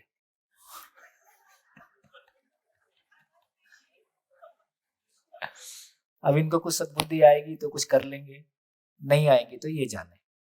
लेकिन जिनके सामने अभी जिंदगी पड़ी है ना, वो कम से कम इस बार देख लें कि हम अपनी जिंदगी को कहाँ लेके जाना चाहेंगे। देखिए छोटा सा एग्जांपल देता हूं। क्या एग्जांपल दे रहा हूं? पशु और मानव में अंतर है तो विचार करने की ताकत है समझने की ताकत का है। विचार हमारी जितनी भौतिक उपलब्धियां हैं वो भी विचार का मैनिफेस्टेशन है ना। हमने कंपनी खड़ी की तो भी विचार है, हम डॉक्टर बने, इंजीनियर बने तो भी हमारे विचार की महिमा है, हम खाना बनाएं कि खेत चलाएं कि देश चलाएं, कुछ भी करें ये विचार की ही महिमा है। तो इसका मतलब है विचार कोई बड़ी चीज है, विचार की ताकत कोई बड़ी चीज है। विचार की ताकत वो ताकत है कि आदमी एक शरीर यात्रा में हजारों साल जी ले। क्या? उन्हीं लोगों को हमने महापुरुष कहा जो अपने वक्त से बहुत आगे देख पाए। उन्हीं को हमने साइंटिस्ट कहा जो अपने वक्त से बहुत आगे देख पाए, है ना। तो इसका मतलब हुआ कि विचार की ताकत है कि हम एक शरीर यात्रा में हजारों साल जी लें, और विचार की ताकत है कि हम हजारों शरीर यात्रा में एक शरीर यात्रा भी ना जी पाए। क्या कर रहे हैं? हर बार यही धंधा तो किया होगा, हर बार एक शरीर चलाया होगा, 2 बच्चे पैदा किए होंगे, उनको मारपीट के स्कूल भेजा होगा, फिर घर आने के बाद होमवर्क नहीं करने पे पिटाई की होगी, फिर पति पत्नी का झगड़ा शाम को हुआ होगा, फिर इन बच्चों की शादी हो गई होगी, फिर इनके 2 बच्चे हो गए होंगे। यही धंधा हमने हर बार किया होगा, और यही धंधा कर करके इतना दुख पाए हैं कि अब ये शरीर के आवागमन से मुक्त होना चाहते हैं। इसका नाम मोक्ष है। तो हमको लगता है कि शरीर दुख का कारण है। शरीर दुख का कारण है कि हमारी मानसिकता दुख का कारण है। तो शरीर से मुक्त होना है कि अपनी भ्रमित मानसिकता से मुक्त होना है? तो अपनी भ्रमित मानसिकता से मुक्त हो जाएं। इसका नाम जिंदगी है। शरीर दुखदाई नहीं है, ये संसार दुख रूप नहीं है, संसार माया नहीं है, सुख दुख साथ साथ नहीं है, है ना। कहानी बिल्कुल उल्टी है। संसार नियम पूर्ण है, मानव में समझने की असीम क्षमता है, संपूर्ण को समझा जा सकता है, उत्सव पूर्वक जिया जा सकता है। दुख नाम की कोई चीज इस प्लेनेट पे एग्जिस्ट नहीं करता है। हमारे नियम को ना समझने का नाम दुख है। तो कैसे हम सम्मान को कैसे समझें? देखो, A, B, C, D, E। रूप बल धन पद के मामले में A से बड़ा B, B से बड़ा C, C से बड़ा D, D से बड़ा E, E से बड़ा आगे, इससे छोटा पीछे। अब A B को सफल मानता है कि नहीं? B C को सफल मानता है, C D E को सफल मानता है। तो A का B को देख के दिमाग खराब हुआ और उसने 10 साल लगा दिए और वो B हो गया। ऑडी लिया या कोई पद पा लिया। अब B सफल हो गया, अब A सफल हो गया कि नहीं? जब वो B हुआ तो उसने C को देखना शुरू किया। तो इस पूरी चेन में A अपने आप में सफल है कि असफल है? क्योंकि A किसको देख रहा है? और B अपने आप में सफल है कि असफल है? C अपने आप में सफल है कि असफल है? D अपने आप में सफल है कि असफल है? इस चेन में हर व्यक्ति असफल है, क्योंकि अपने से ज्यादा वाले से कंपेयर करके अपने आप को छोटा मानता है। और जब A 10 साल मेहनत करके B हो जाता है तो वो C से छोटा मानता है। जब A 10 साल और मेहनत करके C हो जाता है तब D से छोटा मानता है, और तब तक तीसरी बार कोशिश करता है, तब तक 60 का हो जाता है। तो पहले बोलते थे 60 में सठिया गए, आजकल 40 में 40 आ जाते। मैच्योरिटी, जल्दी वो स्थिति आ गई जो पहले देर में आती थी। इसका नाम है सुख दुख साथ साथ है, जीवन एक संघर्ष है, संसार माया है, कुछ समझ नहीं आया। इस बीच में चूंकि आपकी प्रायोरिटी केवल धन और पद था, तो बच्चे तो पहले से ही कहीं फुर्र होके उड़ गए कनाडा, और पति पत्नी में झगड़ा हो कि अब बात करने की जगह नहीं है। यार दोस्त आपके लिए पहले से भी इंपॉर्टेंट नहीं थे, क्योंकि आपके लिए इंपॉर्टेंट पैसा ही था, और इस बीच में शरीर का सत्यानाश हो ही गया, तो कुछ नहीं बचा अकेले बैठ के दुखी होने के लिए। इसलिए अपने दुखद बुढ़ापे के लिए हम स्वयं जिम्मेदार। यदि हम एक दुखद बुढ़ापे की ओर बढ़ रहे हैं तो उसके लिए हम खुद जिम्मेदार हैं, क्योंकि हमारे कर्म ऐसे रहे हैं, कोई हमारे साथ उठना बैठना नहीं चाहता। गला सबसे अंतिम समय में बैठता है, किसी भी आदमी का गला अंतिम समय तक उसका साथ देता है। आंखें भी पहले जा सकती हैं, है ना, लेकिन जितना मेरे ध्यान में आता है, और यदि एक मानव समाधान से भरा हुआ होगा, अंतिम समय तक लोग उसके पास कुछ सुनने के लिए बैठे होंगे कि शायद जिंदगी में और कुछ समझने के लिए मिल जाएगा, तो हमारा बुढ़ापा अकेला नहीं होगा। तो हमारे आज के लिए, वर्तमान के लिए और हमारे भविष्य के लिए हमारा समझदार होना, जिंदगी को समझना, जीने को समझना, ये हमारी जरूरत है। तो इसका मतलब, इसको कितने लोग चल रहे हैं इस चेन में? इस चेन को कितने प्रतिशत लोग फॉलो कर रहे हैं? तो सबका ऊपर वाला माला खाली, और बच्चों को ज्ञान दे रहे, तुम कैसा जियो हमसे समझो।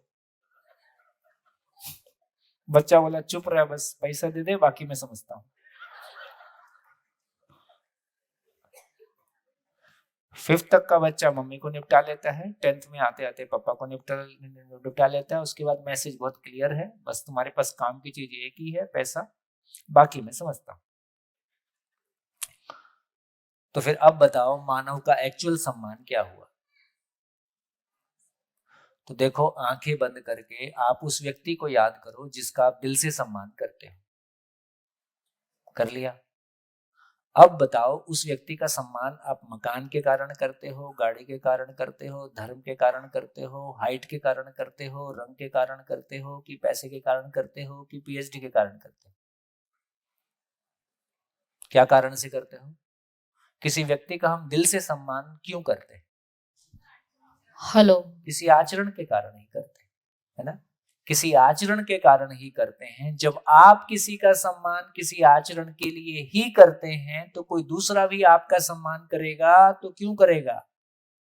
किसी आचरण के लिए करेगा। इतनी सिंपल सी बात है,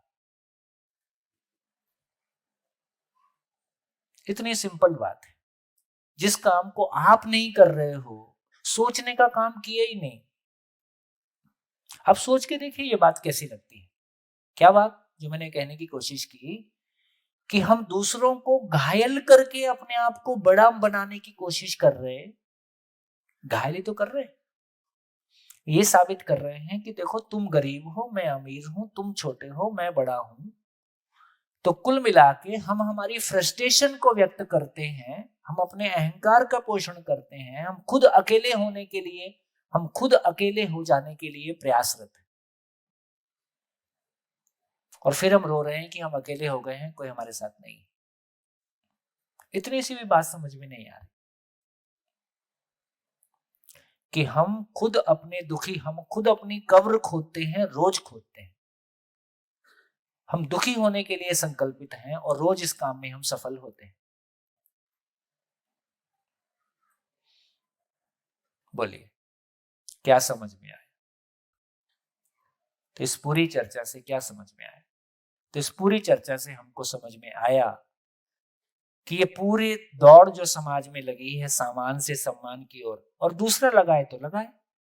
यदि मुझको समझ में आ गया, मुझको नहीं लगानी। मेरे घर में आके किसी को लगता है कि घर ठीक नहीं है, तो एक घर बनवा के दे दे, अपने क्या दिक्कत है? और क्या? और जो घर में मेरा घर ही देखने आए, तो लाल किले चले जाओ। जो मुझसे मिलने आए वो आ जाओ। मुझको ऐसे लोगों की भीड़ की जरूरत ही नहीं है जो मकान से मिलना चाहते हो, जो गाड़ी से मिलना चाहते हो, जो टर्नओवर से मिलना चाहते हो। मुझको ऐसी भीड़ की जो मुझसे मिलना चाहते हो, मुझे उनकी जरूरत है। ऐसा बोल नहीं रहा हूं, ऐसा ही जी रहा हूं, ऐसा बोल नहीं रहा हूं। मेरा बैंक बैलेंस 0, कोई फ्यूचर की सेफ्टी सिक्योरिटी मेरे पास नहीं जमा हुई है। जितना आप लोग मध्यवर्गीय, जो आप अपने आप को मध्यवर्गीय मानते हो, सामान्य इनकम के लोग मानते हो, आपकी जैसी इनकम का ही आदमी है। हम सीएम के सामने बैठे कि पीएम के सामने बैठे, 10,000 करोड़ के सामने बैठे कि 50 करोड़ के सामने बैठे, हमारा भीतर में कुछ हिलता डुलता नहीं है। ये हमारी हैसियत है ना। तो ये जो हैसियत है अपनी कि भैया ठीक है यार, तुम पैसे वाला होगा, पद वाला होगा, कुछ अच्छा काम करोगे, बहुत अच्छी बात है। किसी से कोई द्वेष भी ना हो, किसी से द्वेष भी ना हो, प्रतिक्रिया भी ना हो, उसको भी हम प्यार कर पाए, उसका भी हम सम्मान कर पाए। ऐसा नहीं है कि उसका सम्मान नहीं करेंगे, लेकिन अपना सम्मान को खो देंगे, ऐसा भी नहीं है। क्या ताकत है? ताकत केवल इतनी है, मेरे सुखी होने के लिए मैं ज्ञान पूर्वक ही सुखी होता हूं, इसमें आप मेरे को कुछ नहीं दे सकते। हाँ, आपका ज्ञान यदि उस स्थिति में है कि मैं आपसे कोई ज्ञान पा सकता हूं तो मैं आपका सम्मान करूंगा ज्ञान के अर्थ में, और मेरी 2 रोट की रोटी मेरे घर में सुनिश्चित है। उससे ज्यादा की मेरी जरूरत नहीं है, मुझको पता है। तो मेरे को आपसे ना पैसे की तलाश है, ना पद की तलाश। तमाम सरकारों के साथ हम काम करते हैं, जब तमाम ऑफिसर्स के साथ में या किन्हीं मंत्रियों के साथ में बात करते हैं तो पहले बता देते हैं, देखो सर, आपका पैसा भी नहीं चाहिए, पद भी नहीं चाहिए। अब आप समझोगे तो कंधे से कंधा मिला के आपके साथ काम करें। ये ऐसा काम नहीं है जो पैसे देके कराया जा सकता है।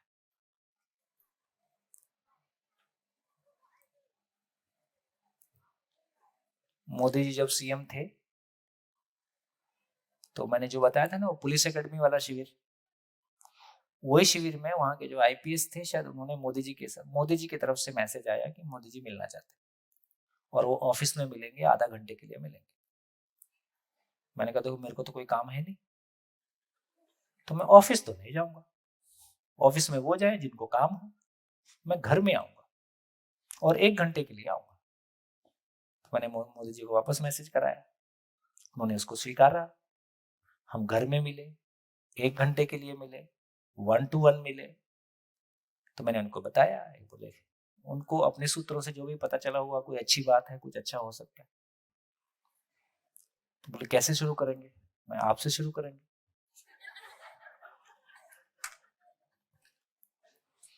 बोले कितने दिन का शिविर होता है? मैं 8 दिन का, 7 दिन का। बोले ये तो बहुत ज्यादा है, कम नहीं हो सकता क्या? मैंने हो सकता है, 2 बार में 4 दिन। मैंने मोदी जी को उस दिन भी वहीं भी बताया था, इसमें पैसे से और पद से कुछ नहीं होता है। मुख्यमंत्री ने साइन कर दिया, जनता के सारे लोगों को कल से समझदारी से काम करना है, इसमें कुछ होगा? और मैंने आपको 100 करोड़ दे दिया, कल से आप समझदार हो जाओगे, ऐसा होगा? पद और पैसे की यहां कुछ नहीं चलती। आपको समझना होगा, आप समझोगे तो अपनी स्टेट को कैसे आगे लेके चल। आपके बाद आईएएस करेंगे सारे, फिर वो तय करेंगे कि स्टेट को लेके हम कैसे चलेंगे। ये पूरा एक मेंटल ट्रांसफॉर्मेशन की जर्नी है, ये पूरा स्ट्रक्चरल ट्रांसफॉर्मेशन करता है। तो जब तक लीडरशिप की क्लैरिटी नहीं होगी, जब तक एक परिवार के मुखिया की क्लैरिटी नहीं होगी, जब तक एक कंपनी के ओनर्स की क्लैरिटी नहीं होगी, इससे कम में हम किसी के यहाँ शिविर करते ही नहीं। आप हमको 100 करोड़ देके शिविर करवा लोगे, ये संभव नहीं है। ये प्रोडक्ट बिकाऊ नहीं है। ये क्या चीज का दम पैदा हुआ? आपसे कुछ नहीं चाहिए, बस इसी बात का दम है। आदमी कितना एम्पावर्ड है, हर व्यक्ति ना, ये कोई स्पेशल वाली बात नहीं हो रही है। तो यहां ये सफल में आया कि हर व्यक्ति सुखी होना चाहता है, हर व्यक्ति सफल होना चाहता है। केवल और केवल प्रॉब्लम हमारी मानसिकता में लोचा है, हमारी मानसिकता में कंप्लीटनेस नहीं है। उस मानसिकता में कंप्लीटनेस को ले आए भाई साहब, आज और अभी स्वर्ग है, आज और अभी। और ये सभी के लिए पॉसिबल है, और ये बाई एजुकेशन इसको डिलीवर किया जा सकता है। ये काम की बात है। तो कुल मिला के सार क्या निकला? सार ये निकला, इसका मतलब है इन भौतिक चीजों को ही हमने सुविधा कहा है, और इन भाव को ही हमने हमने सुख की निरंतरता कहा है, निरंतर सुख कहा है। मैं एक ऐसी स्थिति को पाना चाहता हूं जहां मेरी स्टेट ऑफ माइंड स्टेबल हो जाए, मैं किसी भय से, अभाव से ग्रस्त ना रहूं और मैं हमेशा प्रेमपूर्ण रहूं, सुख के साथ रहूं, सॉल्यूशन के साथ रहूं, कॉन्फिडेंस के साथ रहूं, मैं अपने आप में बना रहूं। ऐसी किसी स्टेट ऑफ माइंड को मैं पाना चाहता हूं। अब देखो, सुबह से शाम तक सारी दुनिया क्या चीज में लगी है ना? विसनगर हो, अहमदाबाद हो, दिल्ली हो, लंदन हो, अमेरिका हो, हम सब लोग क्या चीज के पीछे दौड़ रहे हैं सुबह से शाम तक? सुविधा, पैकेज, एक ही दौड़ है। सुबह से शाम तक सारी दौड़ पैकेज की है। और जब सुविधा बोल रहे हैं तो मैं इसमें आपका ध्यान दिला दूं, अभी सुविधा का मतलब आने जाने की सुविधा, खाने पीने की सुविधा, जन सुविधाएं। इसका मतलब ये हुआ कि इंद्रियों से जुड़ा हुआ सारा मामला सुविधा का संसार है, इसलिए सेक्स भी बच्चे पैदा करने की सुविधा है। तो सेक्स भी जो हम सुविधा कह रहे हैं तो वो भी इसमें शामिल है। तो सुबह से लेकर शाम तक हमारा सारा प्रयास इस बात का है कि कुल मिला के हमारी सुविधा बढ़ जाए। और सुविधा में क्षणिक सुख होता है ये कहने की आवश्यकता नहीं है, सुविधा में क्षणिक सुख होता है कहने की आवश्यकता नहीं है। तो चलो सुबह से लेकर शाम तक हम पैसा बढ़ जाए, सुविधा बढ़ जाए, कंफर्टेबल जोन बढ़ जाए, इसके लिए प्रयासरत हैं। सुख का क्या होगा? वो जिंदगी में जिस सुख की हमको तलाश है उसके बारे में क्या सोचते?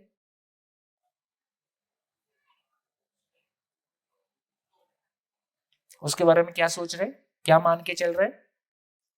हम फिर से ये मान के चल रहे हैं कि सुविधा हो जाएगी तो सुख हो जाएगा। बस गाड़ी और घर में एसी लग जाए, घर की छत पे हेलीकॉप्टर उतर जाए तो सुख हो जाएगा, ऐसा मान के चल रहे हैं। कितने प्रतिशत लोग? Almost all. तो इससे ये पता चला, देखो अब ये सोचने की बात है, आप स्टैनफोर्ड से पढ़ के आ जाओ, ऑक्सफोर्ड से पढ़ के आ जाओ, पूरी दुनिया की किसी भी यूनिवर्सिटी से पढ़ के आ जाओ, जिंदगी हमको नहीं मिल रही है। कितने प्रतिशत लोग हैं जो सामान से सम्मान की तलाश में है, सुविधा से सुख की तलाश में है? कितने प्रतिशत लोग? इससे पता चला ऊपर वाला माला खाली है। हमारे पास स्किल है, हम टेक्निकली साउंड हुए हैं, हम आर्थिक रूप से बेहतर हुए हैं, हमारे मकान और गाड़ियां बेहतर हुए हैं, लेकिन हमारी सोच में जिंदगी आई है, हम जिंदगी को समझ पाए हैं। तो 2 लाख साल की मानव की जर्नी, उसके बाद कितने लोगों को सुख समझ में आया, कितने लोगों को सही अर्थों में सम्मान समझ में आया? ये बड़ी अद्भुत बात लगती है कि 2 लाख साल की सारी जर्नी और 5000 साल के फिलोसॉफिक जर्नी के बावजूद, तमाम आत्मा परमात्मा की सारी बातें करने के बावजूद, समाज में सर्वे करके देखिए कितने प्रतिशत लोग हैं जो सामान से सम्मान की तलाश में हैं। कोई फर्क नहीं पड़ता कि आप IAS हो गए, कोई फर्क नहीं पड़ता कि आप चीफ सेक्रेटरी हो गए, प्रधानमंत्री हो गए, मुख्यमंत्री हो गए, कि 10,000 करोड़ पा गए, कोई फर्क नहीं पड़ता। हम सब एक ही दौड़ में शामिल हैं, है ना? सामान से सम्मान की तलाश है, सुविधा से सुख की तलाश है ना? हम स्टेटस की बात कर रहे हैं, सही अर्थों में स्टेटस स्टेट ऑफ माइंड है। मेरा स्टेटस क्या है? जब मैं कहता हूं मेरा स्टेटस, तो मैं शरीर हूं क्या? जब मैं शरीर हूं तो भौतिकता में स्टेटस ढूंढता हूं। जब मैं अपने आप को पहचान लेता हूं कि मैं शरीर नहीं हूं, मेरा होना एक इंडिपेंडेंट आइडेंटिटी है, इंडिपेंडेंट रियलिटी है, वो रियलिटी शरीर से अलग है। और मेरी रियलिटी का मतलब है कि मुझ में भाव और विचार की, सोचने और समझने की क्षमता है। तो सोचने और समझने की क्षमता का फिर मेरा स्टेटस क्या होगा? मेरा स्टेटस मेरी समझ है, मेरा विजडम है, मेरी क्लैरिटी है, मेरा कॉन्फिडेंस है ना? मेरी स्टेट ऑफ माइंड है। तो मेरा हेल्दी स्टेट ऑफ माइंड मेरा स्टेटस, बाकी तो शरीर का है। कहां पहुंचे? कहां पहुंचे हैं?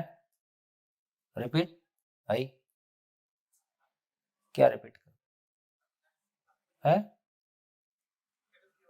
स्टेटस का मतलब है, देखो मैं खुद को शरीर मानता हूं, जिंदा रहने को जीना मानता हूं, इसलिए मैं तमाम फिजिकल चीजों के साथ मैंने सामान से सम्मान की तलाश की है, इसलिए मैं फिजिकल चीजों में मेरा स्टेटस देखता हूं। गलत नहीं है, भी एक आदमी 4 पैसे भी नहीं कमा सका, एक आदमी ने हजारों करोड़ का टर्नओवर खड़ा कर दिया, तो क्षमतावान ही होगा ना। एक आदमी किसी बड़े पद को पा गया, उसमें कोई क्षमता होगी। तो ये बात ठीक है कि ये इसकी तुलना में ऊपर जा गया, बेहतर हो गया। लेकिन जिंदगी के रेफरेंस में देखते हैं तो पता चला कि मेरा सुख दुख मेरी स्टेट ऑफ माइंड के साथ है, मेरा घर संगमरमर का है, लेकिन मेरे भीतर कोई भूतकाल की पीड़ा, या मैं किसी से अपने आप को कंपेयर करके छोटा मानता हूं, तो फिर मेरे को तो मजा नहीं आया। तो ये जो सारी चीजें हैं कि अपने अंदर कोई भूतकाल की पीड़ा है, वर्तमान से विरोध है, कोई भविष्य की चिंता है, परिवार में रिश्ते ठीक नहीं चल रहे हैं, है ना, मैं अपने आप को कंपेयर करके दूसरों की तुलना में छोटा मानता हूं, इसका क्या करूं? कितने हजार करोड़ होने से मेरे अंदर कंपैरिजन बंद हो जाएगा? ये तो नहीं होता। तो इसका मतलब है इसकी दवाई अलग है। तो बेसिकली ये कह रहे हैं कि जब मैं ये पहचानता हूं कि मैं शरीर से अलग हूं, शरीर मेरा साधन है, तो बेसिकली मेरी खूबसूरती या मेरी क्वालिटी ये है कि मुझ में सोचने समझने की ताकत है। मेरी सोचने समझने की ताकत का मतलब है कि मैं संपूर्ण को समझ पाता हूं, मैं जिंदगी को समझ पाता हूं। जिंदगी को समझता हूं तो मैं स्टेबल स्टेट ऑफ माइंड के साथ हो जाता हूं। मेरे अंदर कोई फियर नहीं रहता है, मेरे अंदर कोई असुरक्षा नहीं रहती है, या मुझको कम होती हुई दिखाई देती। अचानक 0 और 1 नहीं है, ग्रेजुअल प्रोसेस है। तो ये समझ में आया कि मेरे अंदर से भय अभाव कम होता हुआ दिखाई देता है ना, और मैं मेरे समझने से अपने आप में खुश रहता हूं, और मेरे संबंधों को मैं बेहतर हैंडल कर पाता हूं, चाहे मैं घर में रहूं कि कंपनी में रहूं कि ऑफिस में रहूं। मेरी प्रोडक्टिविटी फिजिकली ही नहीं, जिंदगी के ढंग से भी, मेरा रिलेशनशिप भी, मेरा सही मायने में देखोगे तो आदमी की कमाई आदमी से कम क्या होगी? तो इस साल का टर्नओवर कितना? इस साल कितने अपने कमाए हैं? इस साल कितने अपने कमाए हैं? कभी अकेले भी खड़ा होकर सोचे, आपके ऊपर संकट आएगा तो कितने लोग हैं जो आपके साथ कंधे से कंधा मिला के खड़े? ये मेरा इंश्योरेंस है, मेरे कर्म मेरा इंश्योरेंस है। और ऐसा करके बोल रहा हूं, हवा में नहीं बोल रहा हूं। मेरा आज तक मेडिकल इंश्योरेंस भी नहीं था, अभी बेटे ने कराया। कितना कराया मुझको आज तक पता नहीं। इसका मतलब है कि यदि मेरे को कष्ट आएगा और मैं समाज के लिए, मेरे मित्रों के बीच में मैं उपयोगी व्यक्ति हूं, तो वो अपने आप में, पहले हम अपने परिवार में इंश्योर्ड थे। एक भाई का डेथ हो गया तो उसकी पत्नी और बच्चे अपनी फैमिली में, अपनी जॉइंट फैमिली में इंश्योर्ड थे। उसके बाद हम ठीक से जिए हैं तो हम अपने समाज में इंश्योर्ड हैं। पहले समाज ये तमाम तरह के काम करता ही था लोगों के लिए। तो धीरे धीरे इसका मतलब क्या हुआ? मेरी स्टेट ऑफ माइंड ही मेरा स्टेटस है ना, मेरा कॉन्फिडेंस ही मेरा स्टेटस है, मेरा भय मुक्त, अभाव से मुक्त होने की मानसिकता ही मेरा स्टेटस है। तो मेरा स्टेटस मेरे साथ है, कल शरीर रहे ना रहे, मैं मेरे स्टेटस के साथ रहता हूं। ये काम की बात। बाकी जो कमाया हुआ था इधर रहता है, ये जो कमाया हुआ है ये साथ जाता है। तो कौन सी कमाई पे ज्यादा ध्यान दिया जाए? जो कमाई इधर रहती है कि जो कमाई साथ रहती है? तो जो इधर रहती है उस पर भी ध्यान दिया जाए, जो साथ जाती है उस पर भी ध्यान दिया जाए, दोनों को देख के खुश रहा जाए। जय हो, मंगल हो, कल्याण। बढ़िया, धन्यवाद, नमस्कार। फिर मिलेंगे ब्रेक के बाद।